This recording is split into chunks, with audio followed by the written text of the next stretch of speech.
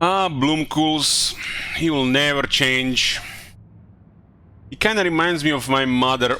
She's kind of stuck in communist Yugoslavia mentality.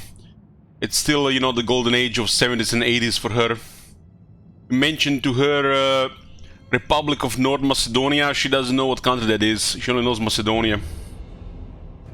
Hey guys. Hey guys.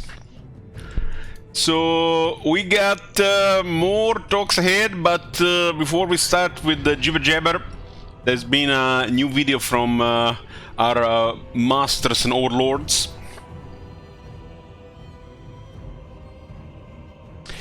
Immortal Empires, spelled IMMORTAL.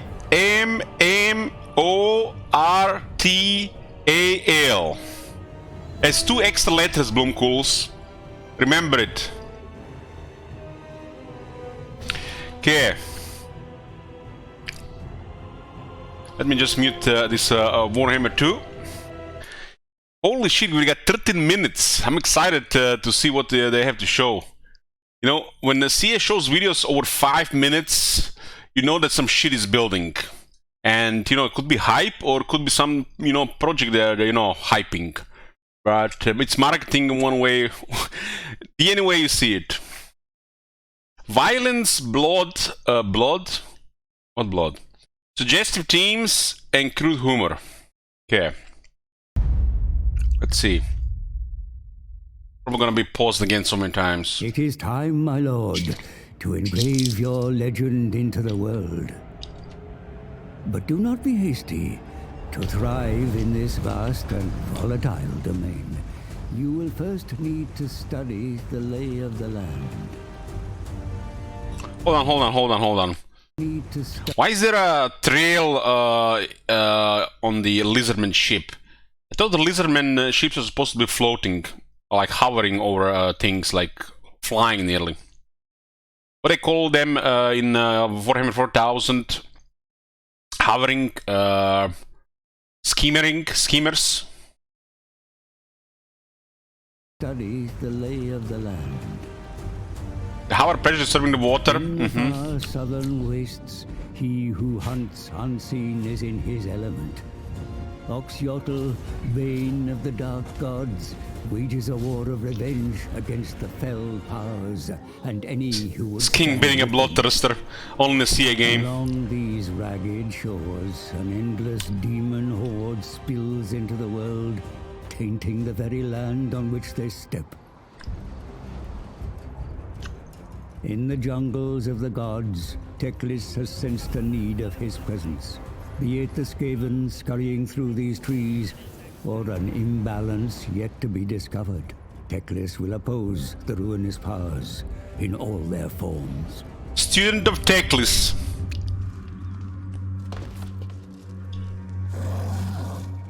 I wish they show some gameplay in the map and not this cinematic stuff. The Lybaris Tomb Kings has reclaimed her ancient homeland, but her reign is fraught with challenge.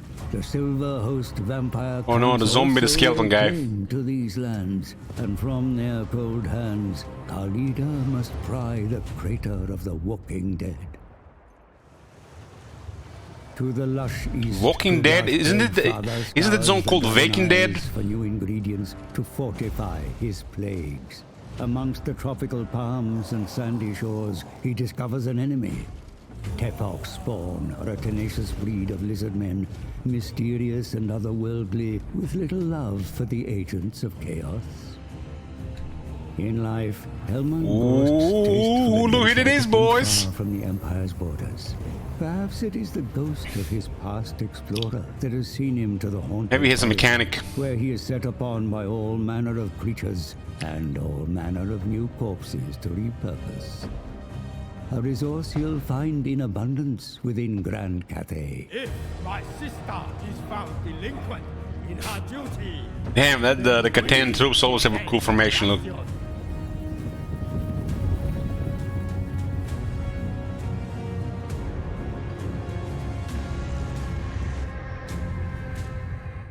Oh, look at that! Territories are vast, varied, and fractured. Amongst the stoic... Damn, that looks awesome. Architectural prowess is beyond compare. Sculpt creatures of foul intent. It's wide enough for a black ark. Curse siphons life from the land, which is trampled beneath the heavy boot of orc warbands. Oh no, there is undead in Cathay. What will Cathay do? Into the heart of this once great nation, a subtle infection of Skaven.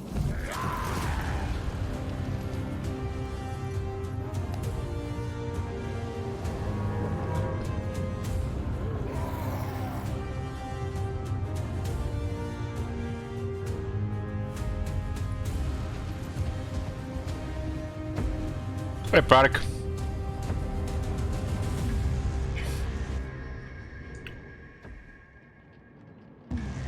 Enemies within and beyond. The great bastion's continued survival is a constant uncertainty. One Miao Ying must contend with if she means to bring harmony to her homeland. Poor garrisons of the Great Bastion. They can't handle the Norse invaders. In the barren north, hope, mercy, and virtue are not common commodities. These jagged rocks, sickly forests, and broken mountains mirror the soul of a world overrun by corruption. The perfect stage for the likes of Grimgor Ironhide and his ilk to test their mettle against ravenous ogres. In the path to the east, the Green Slaughterer will find game worthy of his considerable prowess. In these twisted chaos wastes, ambitious and cruel men devote themselves to the dark gods in exchange for a morsel of strength. Seldom few manage to wrestle more than scraps from the gods' table. But Archeon, the Ever-Chosen, is not one of them. He will use his demonic gifts to Oh man. world. First thing I'm gonna check is the Slayer of Kings. But the mortal world is not so easy to tame. When men like Boris Ursus grow tired of being a shield, and instead become the spear. Kislevite spears are a tool the Demon Prince knows intimately. In his past life, he wielded one in the name of honor. Now, he wears a different name and cares only for forging himself into a weapon of unfathomable destruction.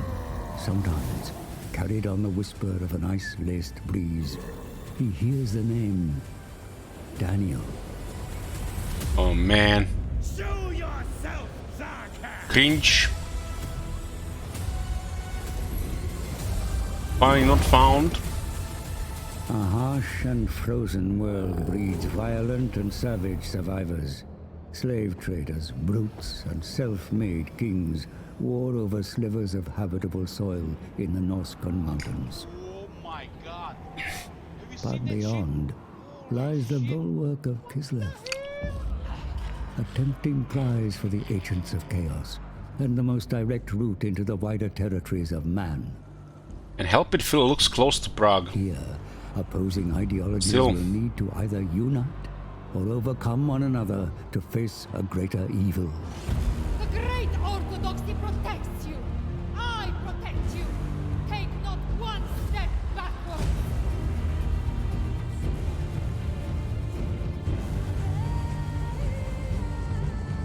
Kislev's shield is cracked, and through the rupture, all manner of horrors invade.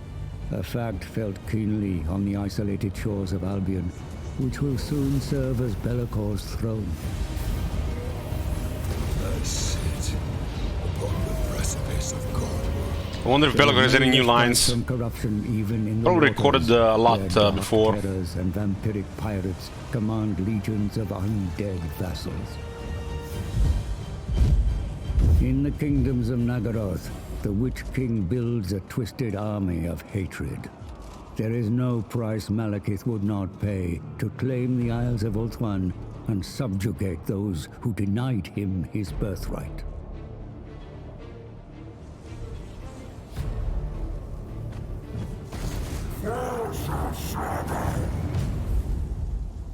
Subjugation is no option for the Sisters of Twilight, who fight bitterly in defense of their home.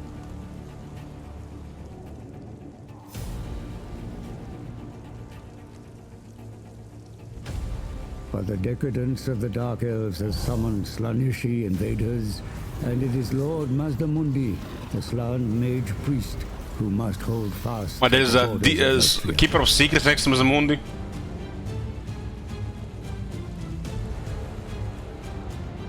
Fueled by a millennia-long vendetta, Nakari arrives on Krace. Damn, Ultan looks better. That would see the High Elves of Ulthuan either slaughtered or dominated.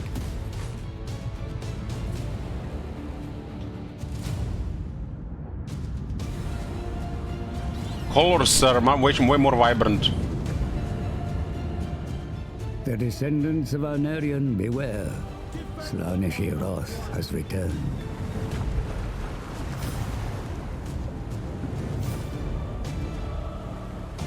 I like it more vibrant. Lustria Should look like a fantastical land. With all manner of life.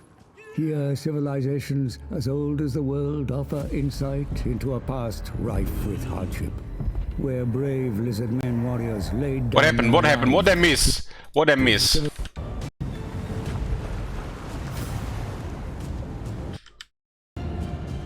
The descendants of Anarion, beware. Slaaneshi wrath has returned.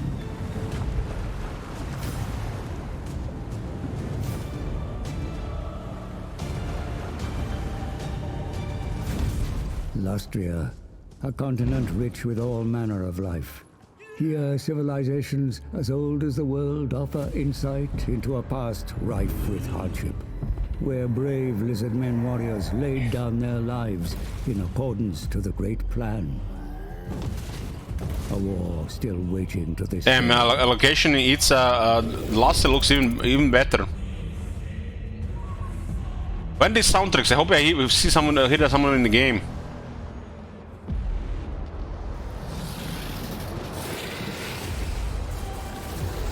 I remember this part of from Outer Vortex.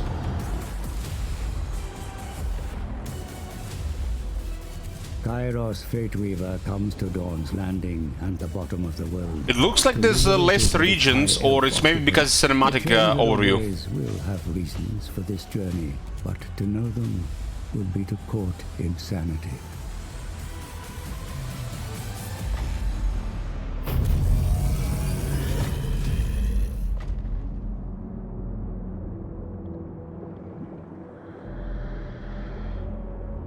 Manfred von Karstein's lust for power has led him deep into the shifting sands, where he contends with the likes of an undead contemporary, Cetra the Imperishable. Each with imperial So close to Cetra. Each with ambitions too broad to coexist. The hard rock and barren landscape of this pitiful mortal realm is a poor substitute for the glory of Khorne's eternal battlefield.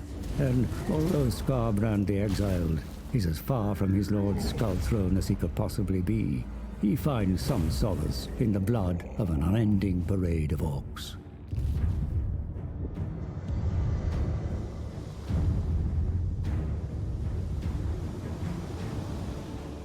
Along the world's edge mountains, a cacophony of cultures thrash and vie for the right to exist. Orc war boss against Quake, poor war boss. But it is the Dawi with the most at stake, and so Thorgrim Grudgebearer remains close to the ancient seat of his power. A wise king indeed. Damn, Karazakarak looks even better. See orcs scope. They foul our mountains with their vile tails.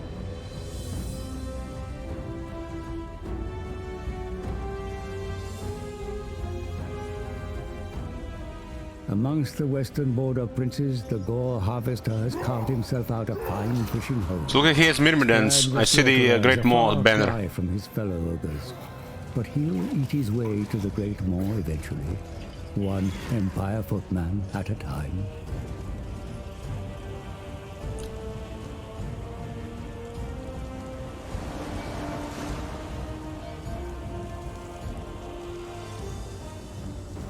Oh, look at this, the Skaven supermarket.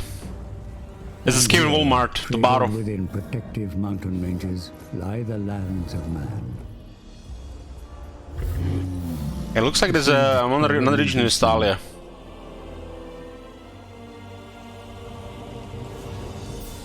Ravaged by orc tribes. Threatened by haughty This wood kind elves, of definitely looks more like Heroes of Might and Magic more than ever.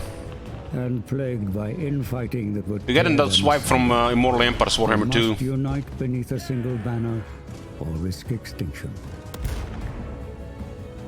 The world is indeed vast, the players constantly shifting, and there are further dangers here than meet the eye. It will take more than military might to conquer the unending threats, more than spirit and diplomacy to survive. It will take the forging of an immortal empire. You see Brunkul's Immortal Empire. Coming August 23rd.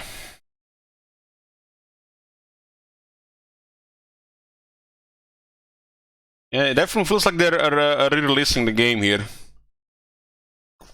Warhammer 3 is finally getting released, boys.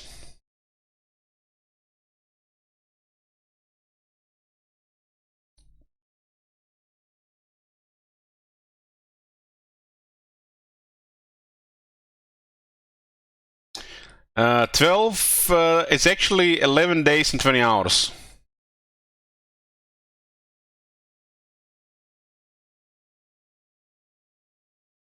Still pissed it's out on 23rd with Saints Row.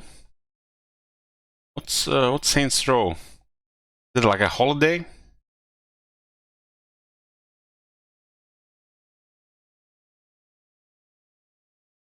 So if CA has released this, you know what this means, boys. NDA is done next day. So spoilers start tomorrow.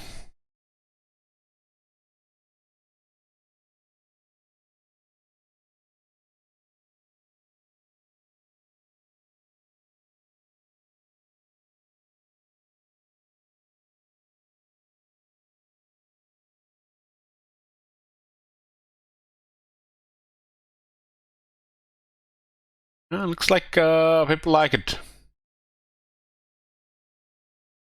I really like the colors of the campaign map. That the first thing that comes to mind. I like the colors, and I expected something like this, considering Realm of Chaos. The colors all over the place. I mean, we had a certain palette in Warhammer 1, and a little bit more was added to Warhammer 2.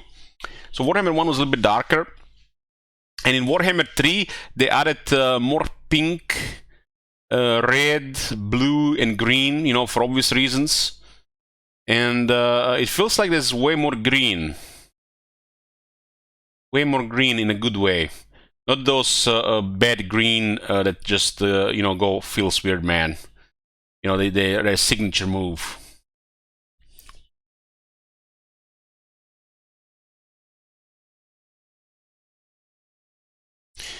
But it's hard to say how it's going to look in the game, because to achieve the visuals you see in that cinematic, you would have to put some of the graphic options so high that it might work on the campaign, but once you enter the battles, it's unplayable.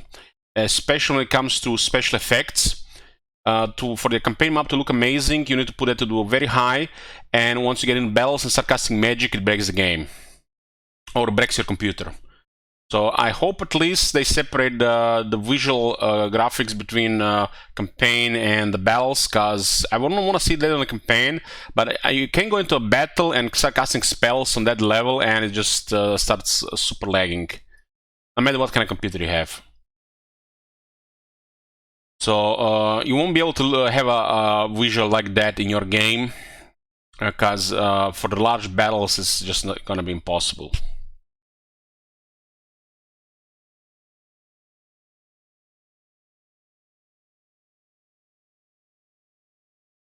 See that, kids? That's how you make a good game. It's only taken a delay to release Warhammer 3, and then another 6 months while it was released.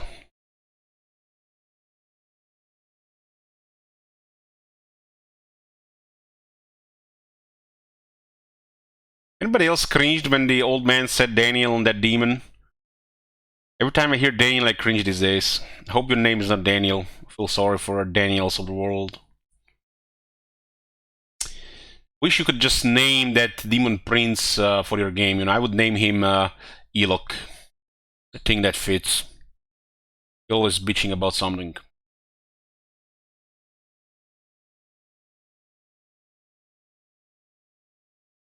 You can name him, but no, he gets a random name when you start a campaign. You only name him when you play the game when you play him yourself. Okay, boys, that's 11 days and 20 hours away. 11 days and 20 hours away. Oh, whenever I play Demon Prince, I name him Elok. Who's Elok? I know, but okay, never mind. Anyways, where were we? Where were we? Oh, yeah. So they added the DLC lists on Warhammer 3, if you haven't noticed. So you can see Ogre Kingdoms. There's Ogre Kingdoms. You can see Cadet Blue. You can see Olive Green. You can see Cupboard. You can see Royal Blue. And you can see Spaghetti. So, I'm not sure what it's supposed to be, but Warhammer 3 has more DLC now. I think the spaghetti might be Norska. And it's not that good kind of spaghetti with that nice Italian sauce, or you know, whatever mumbo jumbo meat sauce you use. It's you know, just plain spaghetti. Not even salted right. So where were we? We're talking about last look on the Immortal Empires factions, and we went over the High Elves in the first video. We went over the Lizardmen and Dark Elves in the second video. And third video went over Skaven and the Vampire Coast. Now we are down to the best DLC of Warhammer 2, Tomb Kings. Oh my god. Look at him, he's beautiful. Henry has only one king. Settler does not serve. Holy shit, that voiceover. All bow before the I wanna play Cetra. I wanna start a Cetra campaign. Henry has only one king. God damn, that is perfection. If CA has ever created perfection, this is it. This is perfection. Settler does not serve. This is their masterpiece. So, Tomb Kings, it's in my opinion the best DLC the CA has made for the Warhammer 2. It was a campaign pack which added 4 lords, similar fashion like the Vampire Coast. It added another undead faction, and I love undead, but these undead are very thematic. They're like undead fantasy version of Egypt, just in Warhammer universe. And their main guy is Saturn Imperishable. Before we get into, you know, things here, I just want to say Cesar does something for me. I don't know if he does it for you, but he does something for me. And Cetra alone makes me love this faction. But the worst thing about this campaign pack is the rest of the factions. It might be just me, but I feel like the rest of the factions are a big miss. While Kateb starts in another part of the world, that alone might be, you know, just enough for this guy to be different. The other two are really lacking. Like High Queen Khalida, for example, I didn't even want to play her, but I ended up playing a campaign with her. While Arkan, I think I played him twice, and Arkan the Black, aka the Lich King of this universe, makes me cry. Makes me cry. This guy I imagine to be powerful with a unique flavor, but he was the kind of like the bot job. Not good enough, and this guy is the bot job. Like, I would consider Arkan almost as bad as the Arenesis faction. It's okay to have shit factions in the game, to have a challenge, difficulty, but when you just have a shit faction in the game, like Followers of Gash, in my opinion, it's just like, I want something to look forward to when they create something something is like that.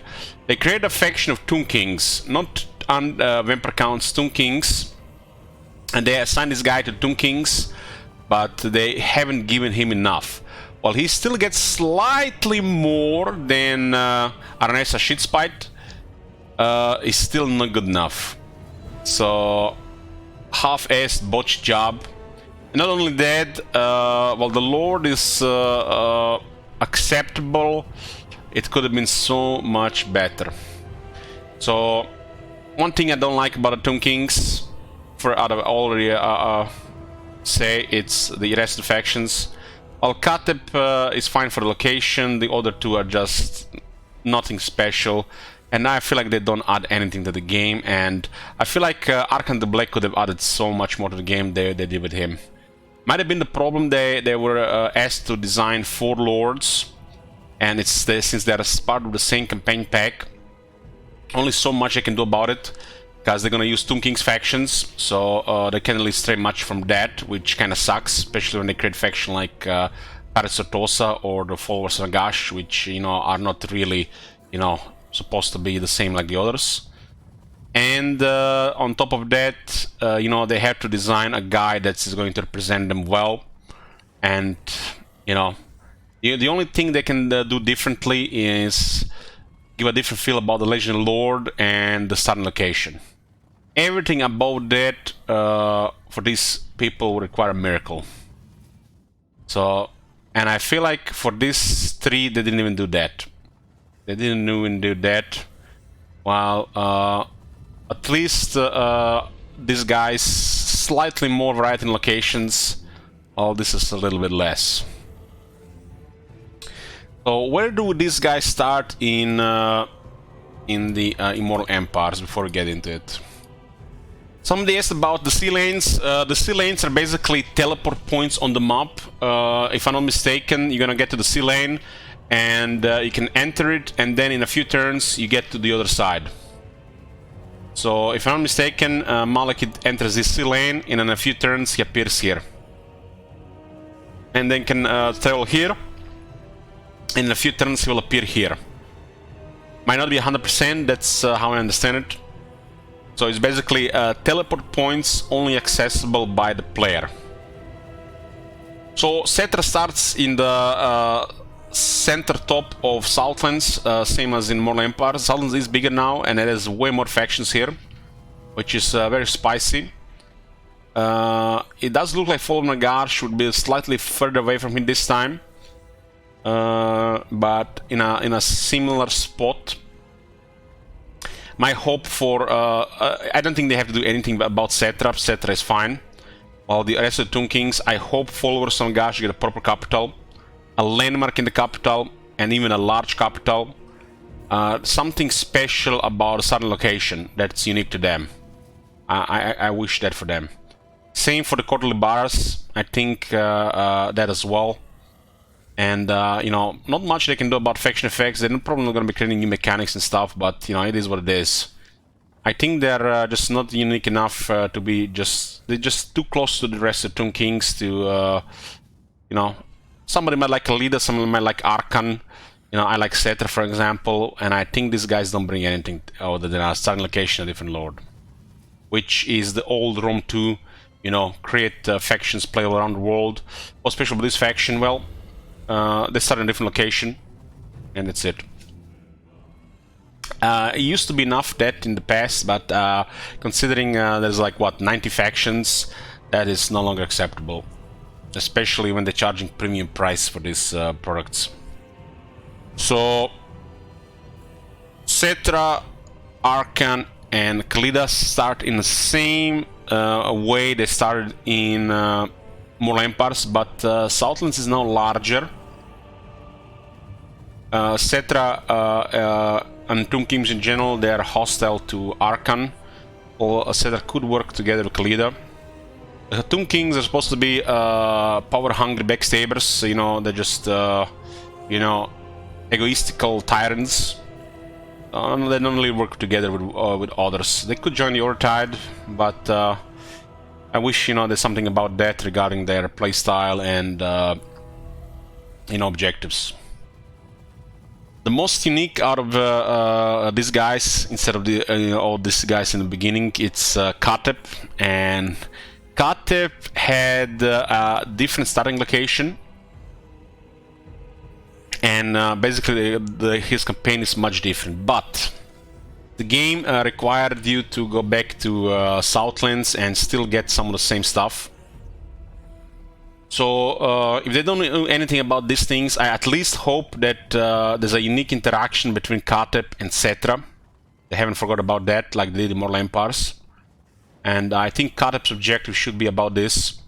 It should be a unique interaction between Cetra and Katep and Cetra, depending who you play.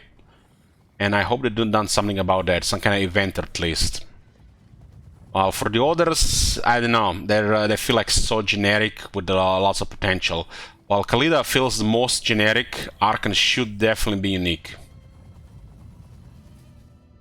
I like that we can actually see the cost of Nagarath now, and there's a little bit more room here. And I think Katep will be an excellent faction on this map. It does look like Eye Vortex, and his Eye Vortex position was very good. Totally different experience than the rest of Tomb Kings. So, what do the Tomb Kings have? Well, me personally, I love Undead, and I love lords like Cetra. So, their team, their soundtracks, their units, their lords, the whole faction is like the whole atmosphere. It's like there's nothing like it in this entire game. They're like on the very top for me. Slightly ahead of the Vampire Counts. And for me, this really does it well for replayability. And, you know, every now and then, you know, like I'm playing the Empire, I'm playing the Dwarves, playing the Greenskins, I'm playing the Chaos, and I'm playing, you know, Cetra. And there isn't like a month that passes that I don't want to start a Cetra campaign. It's, you know, for me, one of my favorite lords in the game. Cetra might be my third favorite lord in the entire series.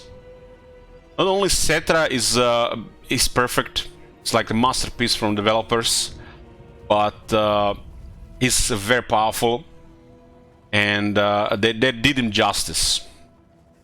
They did him justice.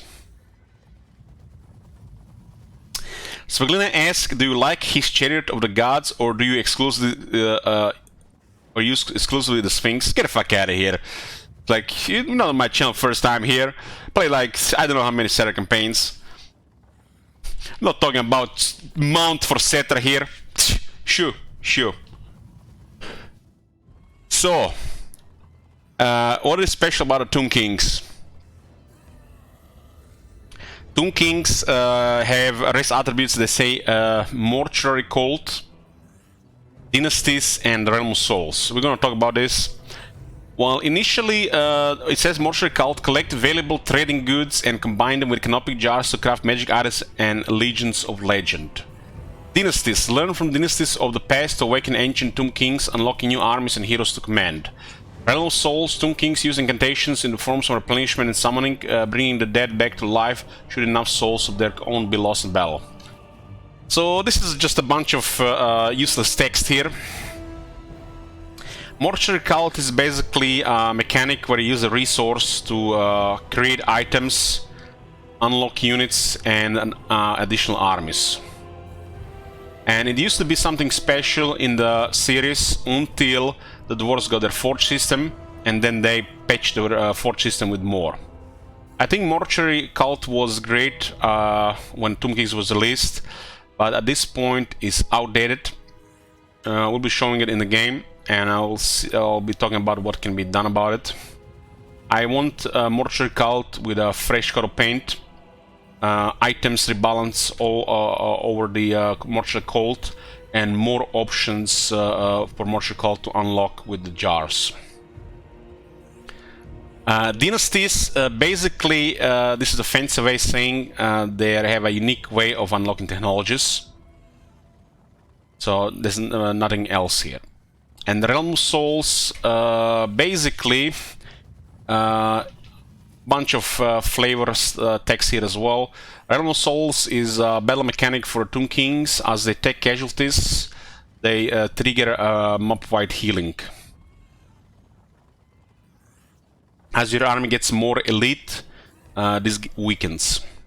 And after the 3 stages of healing, you can summon a unit of Sharp monsters, which is a decent one.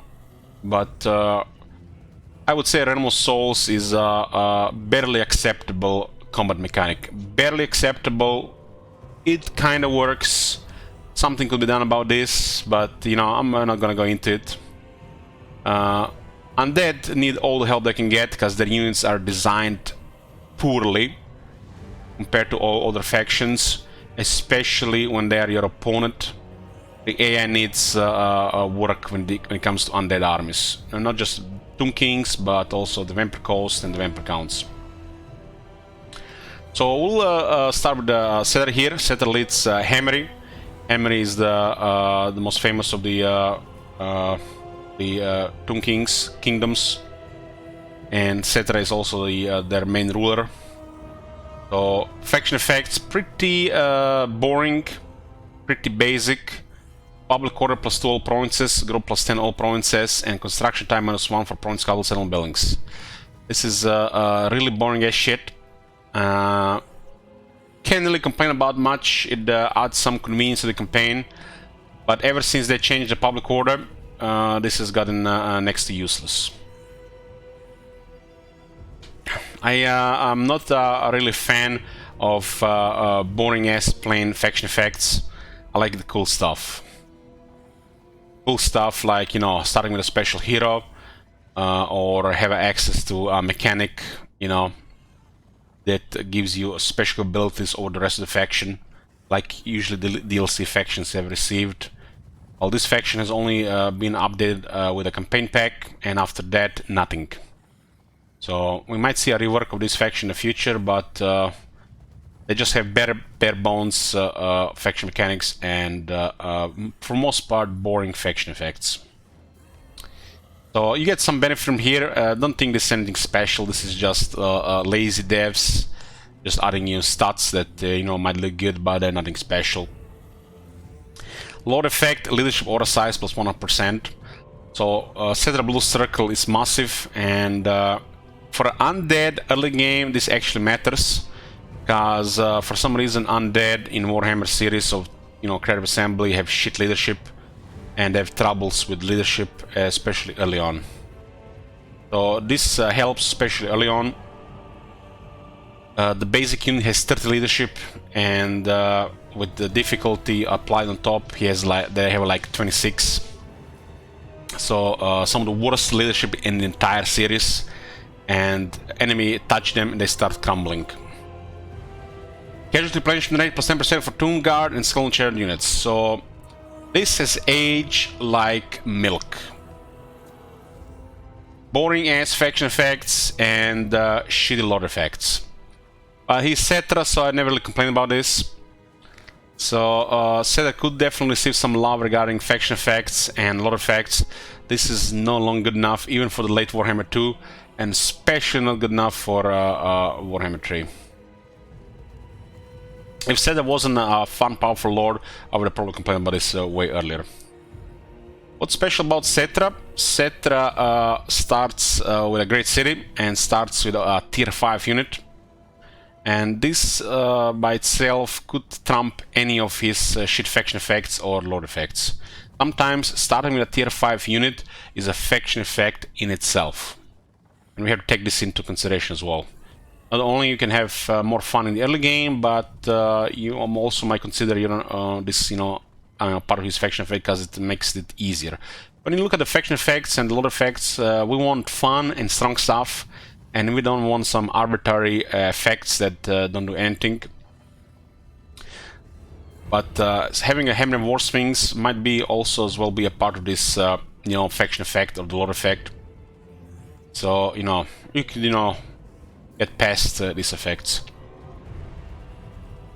So starting unit's pretty cool. You get a tier 5 monster, you get a chariot unit. Starting with the chariot unit, and Tomb King chariots in my opinion are the best in the game because they're the low tier and they have the most numerous, the deadliest, 12 models. And starts with a unit of quality infantry. Can't really call them elite. Tomb Guard is basically just better stone vermin.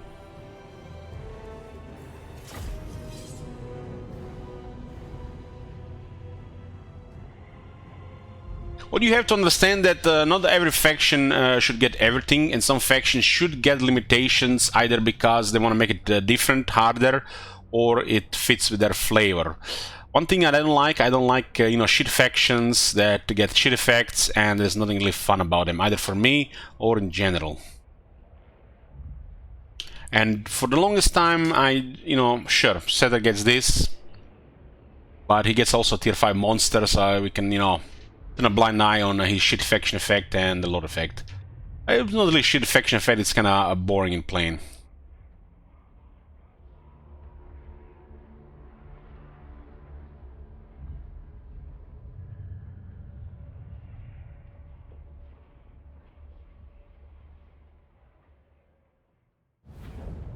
Mighty Cetra. Mighty Cetra. So immediately, the things I like about this faction, they start with an amazing city. Amazing city and an amazing lord. And I already said the faction is full flavor. All the rest attributes, forget to mention the Books of Nagash. And they also forget to mention that this faction doesn't pay for the units. I guess it's nothing important really, you just have 3 armies, and yeah.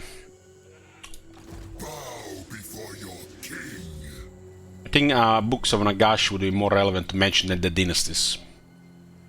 But Books of Nagash is basically more bonuses on top of everything, so it's kind of like there is these Books of Nagash, there are 9 of them in the world. The 9th one is only accessible to followers of Nagash because it's about the vampires.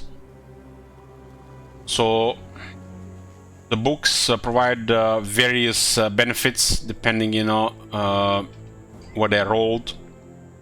So for example, the 5th book of Nagash can provide additional army capacity and 5 unit capacity for each one of these units.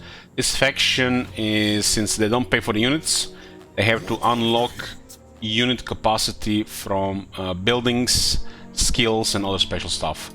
Like for example, Bone Shaper here unlocks 2 skeleton chariots, which are available for recruitment.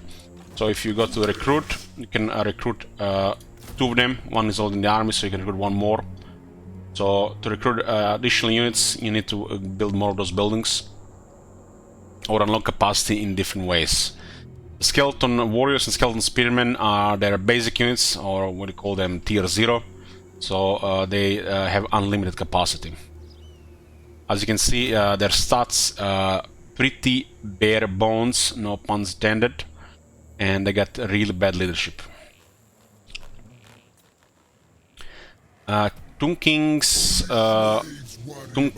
is one of those factions that swarms, where you can go for very large numbers for every battle, and eventually as you expand, increase quality of course. But Undead in general, I feel like there should be swarm factions where they use big numbers, especially Tomb Kings and the Vampire Counts, and not really, just focus on the quality.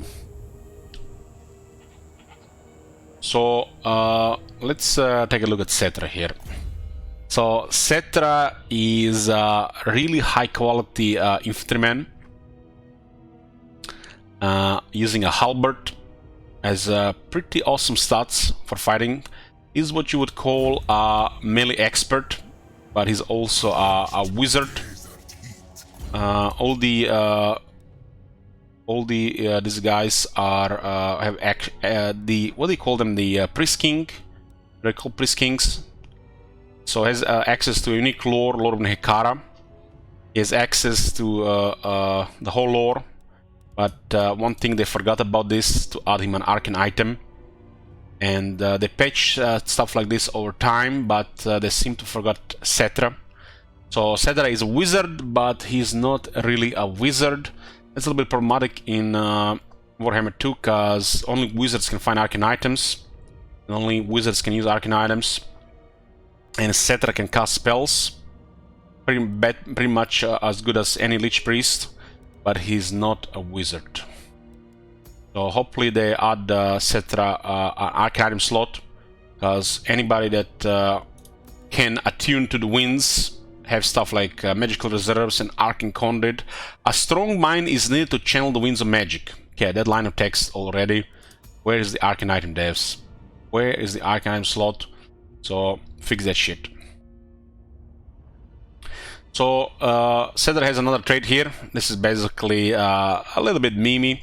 So when you get a massive treasury, Cetra gets additional stuff, which is useless.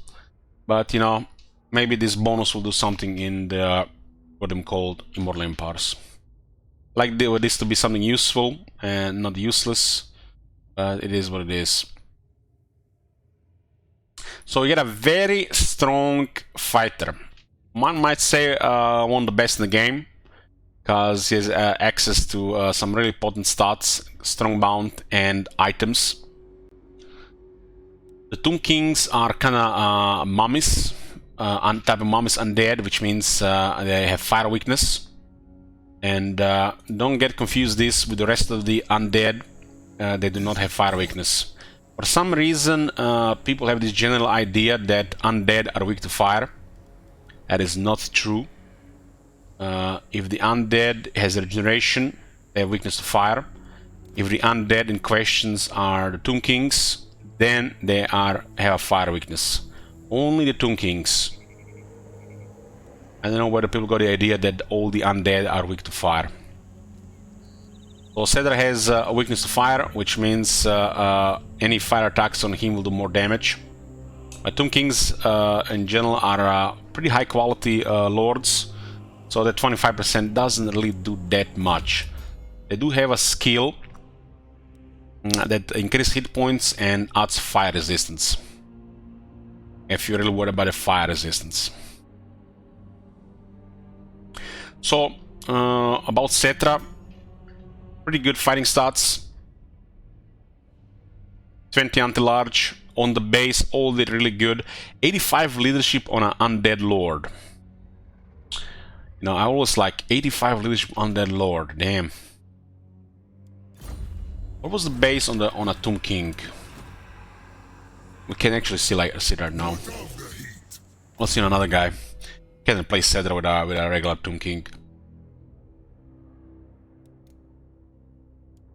So 15 miss resistance, it's here, like all characters should have their basic miss resistance. Because Cetra is a Tomb King. Tomb King, I mean Tomb King as the Lord Tomb King, not Tomb King as a whole faction. There's a fire weakness. It's the mummies. He's undead, so he causes fear. Charge defense is large. He has a Tomb King ability called the Curse. Once per battle, if Cetra drops below half health, he will do damage around him. And Cetra usually likes to fight, you know, with a lot of units around. The curse on the Tomb Kings can be used pretty nicely to cause massive damage. It's 15 seconds. And you can also go for these guys to, you know, always trigger the curse. The problem is the Tomb Kings are such high quality, even the base lords, sometimes it's tough for them to drop below half health, unless it's a really tough battle. My will be done, so Tomb Kings also have augment that buffs attack and defense of units around around him. This does not work on Cetra, but works on units around Cetra. And Cetra is a spellcaster, and he's actually a pretty damn good spellcaster. He actually has only 1 point here, and has access to Arcane Conduit, but no Arcane item. Fix that. Hopefully they fix that, and don't forget about it.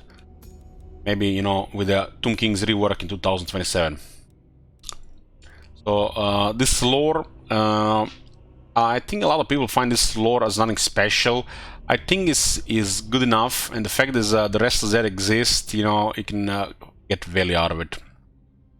Got a little bit of everything, some buffs, debuffs, damage. It's nothing amazing, but it's not bad either. So the Cetra skill tree. Cetra is both has a fighter skill line and a wizard skill line. Has access to 2 items. The Crown Hekara, 10 armor, 15 physical resistance.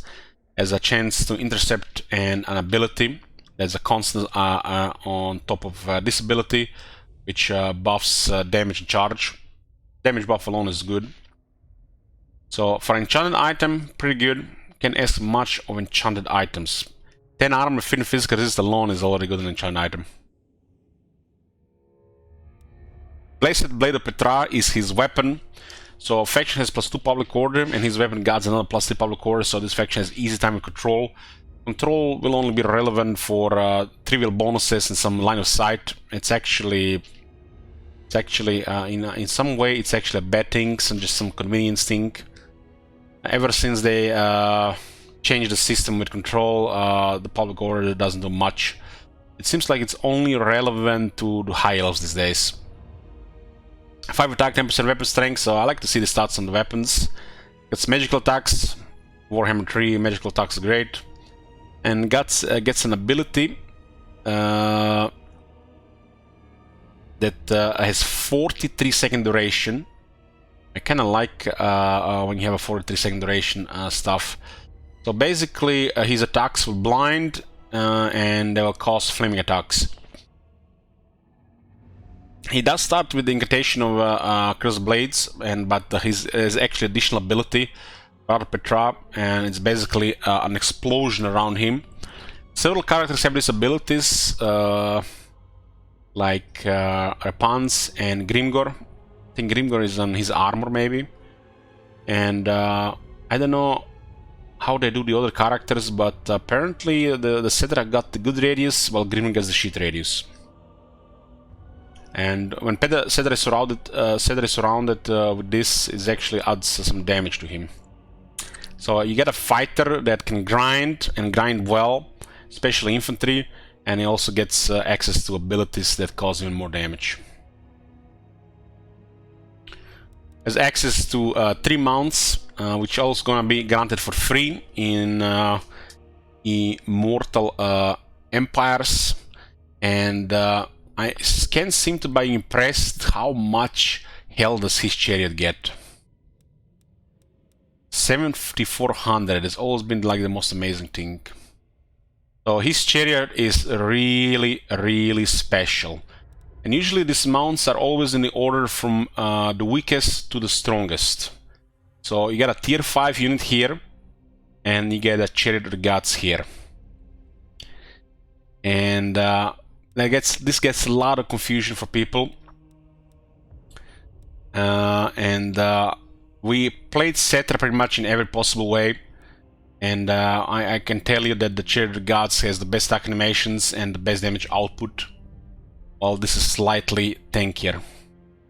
While the toughness on the Chariot is already unreal. This is, I think, my favorite mount in the entire series. The fact you get a chariot which is absolute carnage and domination, and he doesn't even care about large stuff, while the infantry just goes poof, poof, poof, poof, poof, poof, poof. So his old mounts will be unlocked for free, and then you can siege around. You can even the plebs will be able to compare and figure out Now people think this is tier 5 and this is just a chariot, and there's this idea about the chariots. Oh shit. The chariots, they require micro. Look at that 100 charge. We're gonna have to charge, disengage, charge, disengage, charge, disengage. That's you know, for the plebs. Real man sends Cetra in, and Cetra doesn't leave until everybody's dead. And this chariot does the job. Return in Madness. 10 charge bonus and physical resist. Good for physical resist. Ancient Tyrant, another flavor skill. Kinda sucky, but what can you do? Try to do some flavor with this. Embalming Elixir. If you're worried about fire resistance, it gives covers some of his weakness. And Ceremonial Bandages for 15 missile resistance, so he puts his missile resistance to 30, which is pretty nice. This is a 10% on most factions, but some factions have X to 15%. I wonder if this is also going to be in the Warhammer 3 15% or 10%. Maybe they forget the reasons why they added given some factions 15 and not 10. Maybe it was just a different team, they didn't know how much to put. I don't like the idea every faction has a different text here, different flavor text, and then it's just 10 missile resistance for every faction. I don't like that, it seems some kind of lazy copy pasta. There's a reason why they give base missile resistance to every lord, and there's a reason why they give missile resistance skill to every lord. But somehow they've forgotten this with the demons in the Warhammer 3. Petra the Great Father. So, Tomb Kings have different skills here. Cetra only has Petra, and it's a pretty good one. Leadership for the Undead is, you know, I have to say, it actually is useful because it makes more effective health. Hero recruit rank +2 for Tomb Princess faction-wide. More ranks for the heroes, always good, especially campaign progresses. 8 defense for the Tomb Guard and Chariot units. Tomb Guard I consider a core unit for Cetra, and the Chariots can be used throughout the whole game. Early on and like until the mid game, his Chariots can get really mega buffs and some of the most terrifying tier 1 units in the game. Unyielding Will replaces my Will Be Done, so instead of having 30 meter effect range, it has 55. 55 I think is like the second largest radius. I think the largest one is map wide. So a big radius around him for attack buff and defense buff. This is excellent for sieges and, you know, position a couple different units. This is going to be enough to cover a part of the wall if Cetra is in the middle. Conqueror of the Past, and look at this. +2 public order, getting even less relevant. Because there's a weapon for +3 and there's another skill for +2. Well, at least the region control you'll benefit with more campaign line of sight. But you know, it's not as good as it was before because they changed how this works. Lower the province public order for the enemy. Lowering public order for the enemy just really never really works. It's like the worst type of passive penalty. But faction-wide public order used to be useful. You get kind of Draft Master here. Draft Master with more public order. Tenmi is just basically their renamed Draft Master. So get recruit ranks for all units. Tomb King's lords benefit greatly from recruit ranks. Because especially for a long campaign, sometimes these units just get destroyed or the armies get destroyed and they're all immortal. That's a special thing with Tomb Kings. All the lords are immortal from rank 1, so they always come back. And when you get a fresh one and you can recruit a quality army, you go good. On the base, undead units in general, all undead, not just Tomb Kings, are a little bit poor on the base. And a lot of people don't understand this. But all the undead, even the Tomb Kings, as they get experience, they start to shine. This used to be really special for Tomb Kings, but the devs have decided to give free experience to the AI, and the Tomb Kings lost that advantage. But Tomb Kings had one of the easiest access to veteran armies, and it was like a really big advantage. But since they added free experience, it's stopped being. In Warhammer 3, they removed this, So Tomb Kings might again benefit from having an easy access to veteran units, which is a huge difference. Founder of Hammery, 2-point unique skill, hero capacity +2 for Tomb Princess, and 4 recruit ranks for Tomb Princess. So with Petrarch Great Father, that's 6 already. That's beautiful. And hero capacity for Tomb Kings is something that's rare. Any hero capacity for this faction is valuable. So this is an amazing skill. The AI does not get bonus experience in Warhammer 3 right now. Maybe they change it. Restless Minion, it unlocks capacity for the Tomb Guard Halberd, Skeleton Chariot, Skeleton Archer Chariot. So easy access to some Tomb Guard. It also actually works on the Regiments of Renown, which is quite unique. And also gives the Tomb Guard attack, and also for the Chariots. And all on top of this, look at this. It's almost like his unique skill add additional bell skills for these units. Another thing really here, you don't need to put 2nd point for the Vanguard unless you really want it. Another thing about this thing here is it makes the Tomb Guard and Chariots really overperform. I mean, Tomb Guard is a slow unit, but you know, when they get there, when they get there, they they're gonna do good stuff. And when you see skills like this, it's like it's so well done. It's so well done. It's almost like somebody built Cetra, somebody that actually cared about Cetra. It's like having a skill like this and like this. I just feel like all the big advantage without even the other skills. Trample of the Ages. The whole army gets speed bonus and charge bonus. Speed for the undead always good, and charge bonus 10%. Don't like 10%, but why not? Let's give Chariots some more charge. If you're not familiar with the Tomb King Chariots, they're the best Chariots in the game. They have very good stats overall, and they don't have 4 models or 8. They got 12 models, which makes them really, really deadly, especially on full strength. So you got 12 models that can get really buffed in this army, and all the on the base have 58 charge. 10% at 58 is about 6, so it's decentish.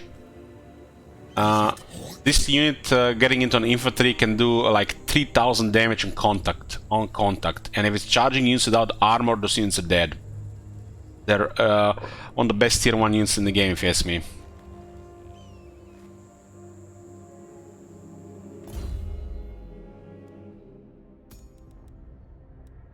The last skill here is Immortal King of Nekara, so they gave him kind of like a boring last one. They gave him another charge bonus of physical resistance. So look at this, Eternal Madness, and look at this Immortal King of Nekara. I don't think they just do him justice with the last skill. I think the last skill should be something more. But having access to 17 physical resistance just like that, I guess it's nice. On top of that, his enchant item gives 15, that's 32 physical resistance. That's a lot of resistance without a talisman and armor. I am a big fan of his unique skills. I think like this is a little bit boring. Could have been something else. Set the buffing charge bonus, it's totally relevant. Like this charge animation, it's gonna hit once and you're gonna get a mediocre bonus. It's gonna dissipate in the next 2 attacks. And after that, you're not gonna disengage, you're just gonna keep trampling with a massive anti-infantry bonus and damage. Because by the time you get out, you miss the attack animations, so the charge bonus is irrelevant. Cetra does have access to fighter skills and the mage skills. For some reason, he has 85 leadership, and he gets 4 more leadership here, and then another 12 leadership here. This one should probably give him Unbreakable, or at least this one should give him Unbreakable, because these skills are kind of useless. On the dead, that has a useless charge skill here, but his fighting skills are pretty good. Has access to a big attack and damage bonus here. This extra attack is pretty important for the Chariot, because when you look at the Chariot, it has 45 melee attack. And having 8 attack here and another 12 attack here, that's really big. And attack is very important for this unit. You want to have Chariot of the Gods have 90% hit chance, so it has maximized damage. The Chariot itself has beasties pulling it, so they will attack, and Cetra, if in range, he will attack himself. But Cetra has a rich weapon, so he'll be more consistent than most of the Chariot guys.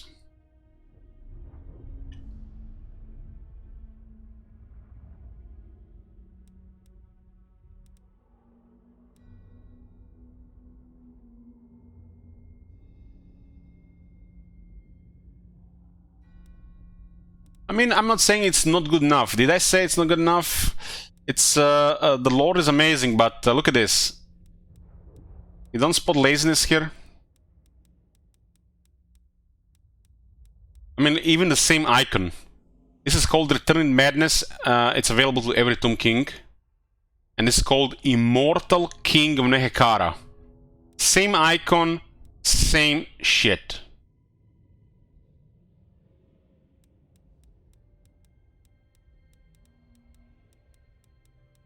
This doesn't bother anybody, it's just me. If it was different icon and different stats on it, I wouldn't say anything, but look at this shit.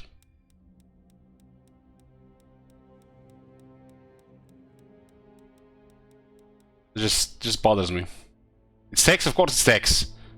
But look at this, it's the same shit. And the last skill is supposed to be something great. There's a lack of consistency between the skills, and sometimes they just copy some lazy shit.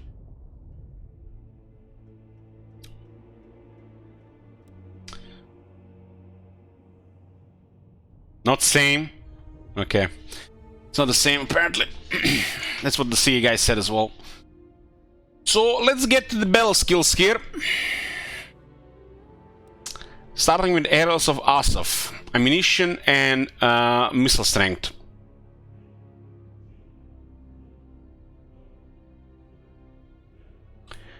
20% ammo and 12% weapon strength for the Skeleton Archer, Scream Skull Catapult, and Bone Giant.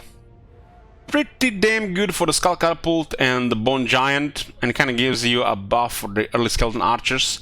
Skeleton Archers is a ranged unit. People like to use reactive units. The Skeleton Archers do the job, but they are worse than Goblin Archers. But having a ranged units to assign damage with range is always going to be useful. So you start with Skeleton Archers, you get the option to buff the Catapults and later Bone Giants. So early, mid and late game stuff. Just a solid battle skill, ammunition, and missile strength. No, nothing really to complain about, but they forgot about the Casket of Souls. What about the Casket of Souls? The Tomb Kings have another range unit, which is easily accessible than a Bone Giant, and they just forgot about it. There's a right here called the Great Incantation of Horde, and gives you Casket of Souls. It's an artillery unit, and they forgot about it. So hopefully they fix this and they add Casket of Souls on this list. Casket of Souls is amazing. It doesn't really need this, but you know, if we are going to debate what units need and what they don't need, the right is right. All units should have assigned battle skills, and all units should have some technology to buff them. It's just common sense. If somebody decides that a unit is not fit to be on battle skills for whatever reason, it's off, lack of consistency.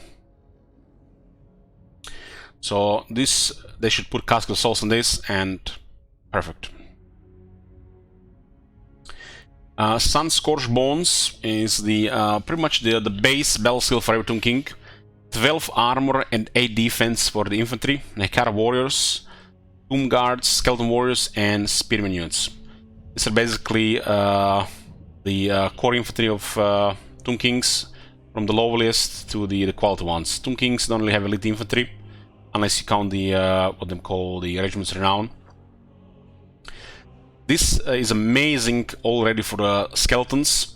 This is amazing when the Nehekara warriors, turns them into actually solid. And Tomb Guards is quality even on the base. So this is how I like a battle skill for infantry. It works on the low guys, it works on the mid guys, and works for the later guys. It works on all the infantry. And that's how you do it. Not have one skill for clan rats, forget about the Skaven slaves, and then you have a separate skill for stone vermin and the, what's them called, death runners. 12 armor, 8 defense is actually amazing to have in these units. Thanks, Ryu. Thank you, Bannister. So, why is this so amazing? These units have 10 armor and 22 defense. So, they get hit often, and when they get hit they get hit hard. The leadership just does not work. Does not work. Broken system. They do have a high health. So, the moment they start taking pressure, their health gets halved. And if you get like 7,000 health out of it, sure. You need leadership, and you need a way to keep the leadership high so it doesn't they don't take damage too fast. And this skill help. This is like your core skill. If you have to pick one skill on a Tomb King, you pick this one, because this is the most important units for any Tomb King army. You do need 6 to progress in veteran skills, so this could be the other half, most important battle skill of the Tomb Kings. Everything else comes second. The next one is Elite Cavalrymen. As you notice, they also have 6, like pretty much every faction. Not a fan of 6, would like to see 4, but you know, what can you do? Weapon strength plus 12% and speed plus 12% for Acropolis Knights, Nekara Horsemen, Skeleton Horse Archers, and additional 12% missile strength for the Skeleton Horse Archers. Just basically a standard cavalry skill. It has damage and speed. That's pretty good. Could have been, you know, speed and charge, speed and attacks, speed and damage. It's fine. Not really to complain about this one. It's a little bit useless for the Skeleton Horsemen. Just a little bit, because these are poor units. Multiplayer mainly. While Nekara Horsemen is acceptable in the campaign, and Acropolis Knights are pretty good. But the main problem is not this battle skill. The main problem is the building. The building just doesn't work. This is not a tier 2 building, it's tier 1. And look at this. 2500, 5000, 7500, 10,000. This is the second most expensive cavalry building in the entire game. And this is for a faction that has one of the worst economies at the start of the campaign. You will never be building, focusing this building to attain such an advantage. It will never happen. You will never think, oh shit, let me build Quicksand Swamp. I'm going to profit from this. Not gonna happen. Not gonna happen. Even the most basic Bone Shaper and the most basic Open Graves gives you more than this. And it's cheaper to build. So the cavalry building, if you ask me, it's way too expensive and it does not really work because there are better options. The skeleton units, you could get use from them, but this is a melee cavalry with 36 leadership and has penalty. Cavalry usually goes against numbers. They're outnumbered immediately. They just don't work. This is one of the worst cavalry units in the game. The mounted yeomen, the peasant boys of Bretonia, are better than this unit. They just don't work. While the archers work a little bit better just because the range, you were not going to be paying 2500 for this building. It's not going to happen. And the costs just add up. 7,500. These buildings are way superior on the lower tiers. Heck, even for tier 4, way superior. Once the tier 4 slot gets opened, well, you get access to Shapti, Great Bows, you get access even to 2 Scorpions, and you might get access to another military building, so you build Chariots building instead. And the cavalry building just, like many cavalry buildings in the game, just don't work. This cavalry building seems like it's something special, but it's not. It has to do more, it has to give more, and it has to be cheaper. This is not a tier 5 unit. My suggestion would be to lower the cavalry building to tier 1. All of them by 1 tier. So tier 1, 2, 3 and 4. and drop the costs by this one. So they cost the same like this shit here. This one should be kept at 75,000, not this 10,000. So drop them by 1 tier and lower the costs.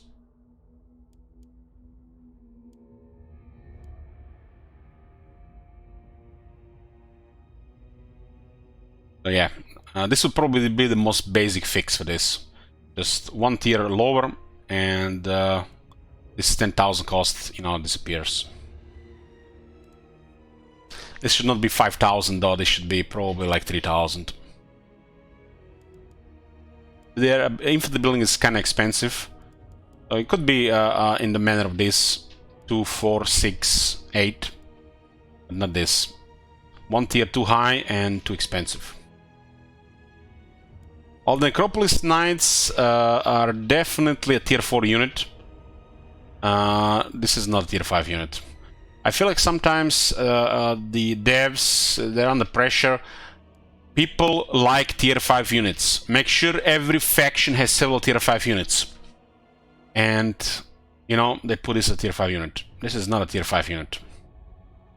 This is a quality tier 4 unit, at best. These are tier 5 units.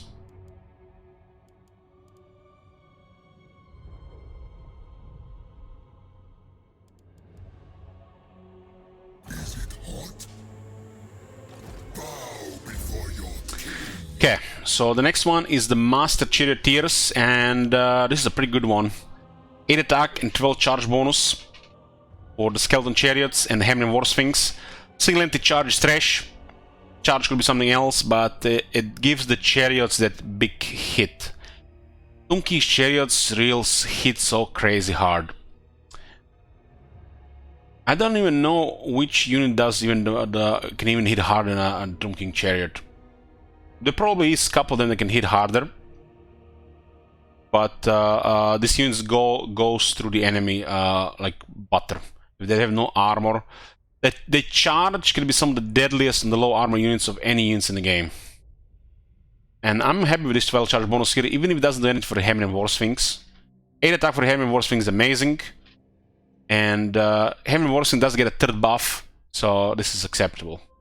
Master Charioteers is just a really solid skill. It's makes the early game of Tomb Kings amazing, and if at some point you decide not to stop using the Chariots, it will buff the Hammer War Sphinx, and this is a type of battle skills I like. Early game buff, and these units get buffed to the point where you keep using them. Chariots do a little bit fall behind later, because the later game tend to be dominated by the large units. Chariots suck against large units.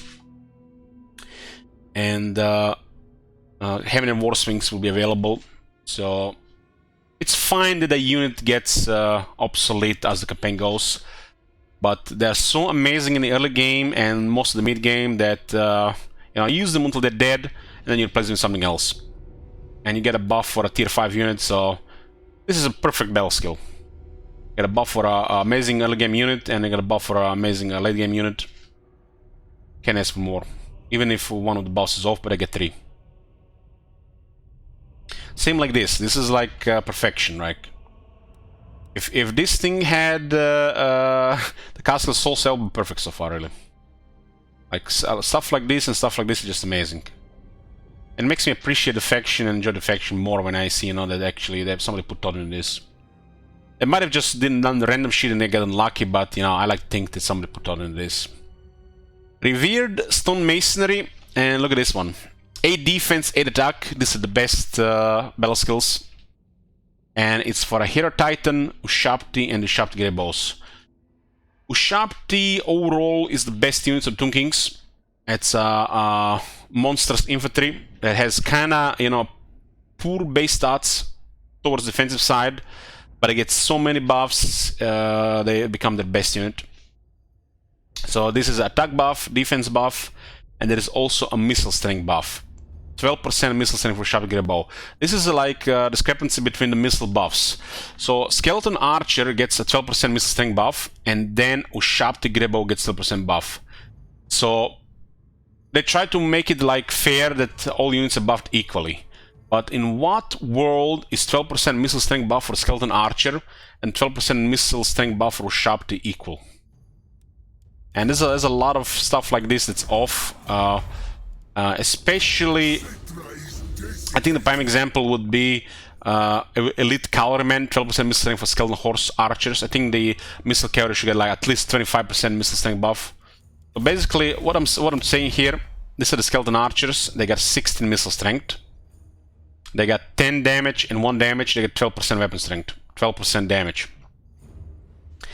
The same 12% is also applied to another tier 1 unit, 14 and 3. Little bit better here, little bit better here. And then you get 12% on this. Like, what? What? So they need to put a little bit more thought into how they buff these missile units.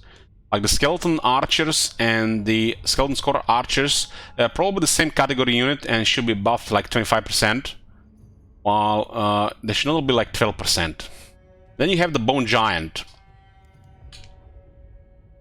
12%. Apparently it's the same as the Skeleton Archer, 12%. You know, this seems off to me that these buffs are all the same, while the units are not the same. And I feel like it's a little bit lazy, just 12% here, 12% there, and 12% on the other unit, and yes, good job, let's move on next faction. So, the Skeleton Archers could be 25%, the Skeleton Horse Archers could be 25%, and 12% for Ushapti is fine, because then 25% is on the other guys.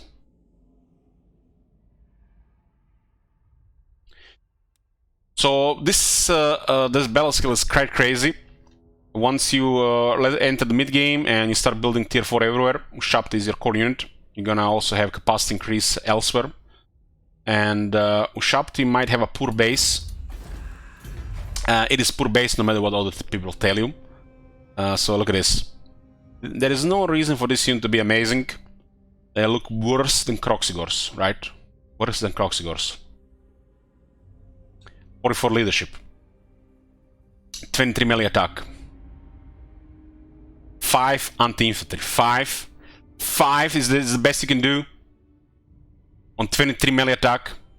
This was balanced by a former StarCraft 2 Pro who didn't realize this game has dead esports. So the base stats are really poor, but this faction has amazing buff for Ushapti. So I guess, I don't know how this unit is multiplayer, but yeah. I hope Ushapti is buffed in Immortal Empires, because the AI needs it. AI needs it, not the player.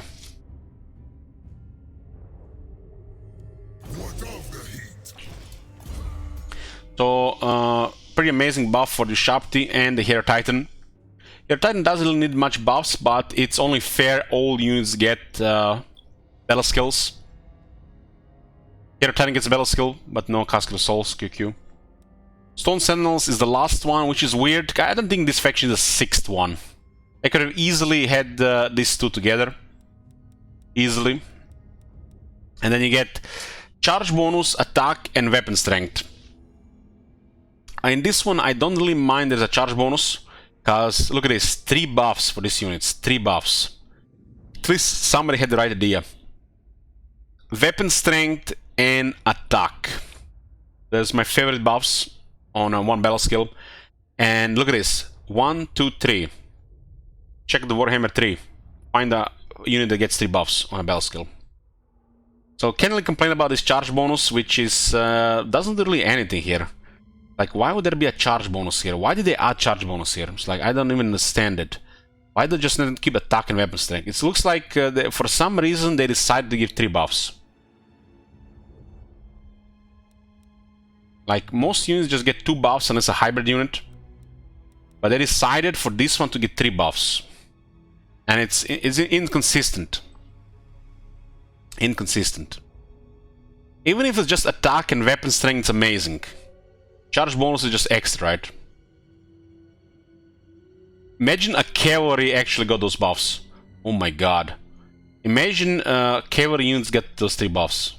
That would be crazy hard hitting cavalry unit. It's a very good battle skill, but I don't think I see no reason why these are separate. They should be like together, one battle skill. So Tomb Kings have Reanimate. It's basically Rally, just renamed. But Resurrect, one of the best skills they have. So what is this?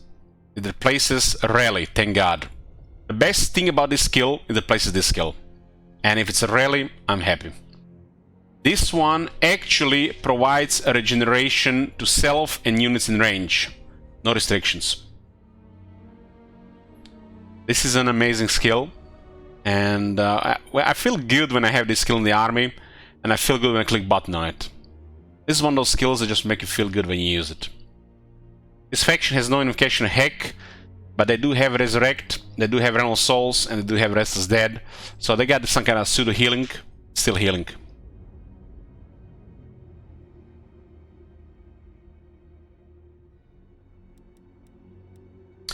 Blessing of the Asp, missile resistance, missile strength, and ammunition. 2 missile buffs, so can't complain about this. But they forgot about the Casket of Souls. Where is the Casket of Souls? Range unit, range unit, range unit, range unit, range unit. Where is the Casket of Souls? Put Casket of Souls on Arrows of Saf and put Casket of Souls on the Blessing of the Asp. And fine. Dune Rider, 10 armor, 5 attack, 5 physical resist. Not very high values, but all good stuff. For the units that actually fit for that. Skeleton Archer Chariot, you know, it's a range unit, so could be better suited here, but those chariots, even if they have an archer in the back and not a guy with a spear or a polearm, they're still melee units, so this is fine. This is excellent buffs for the chariots.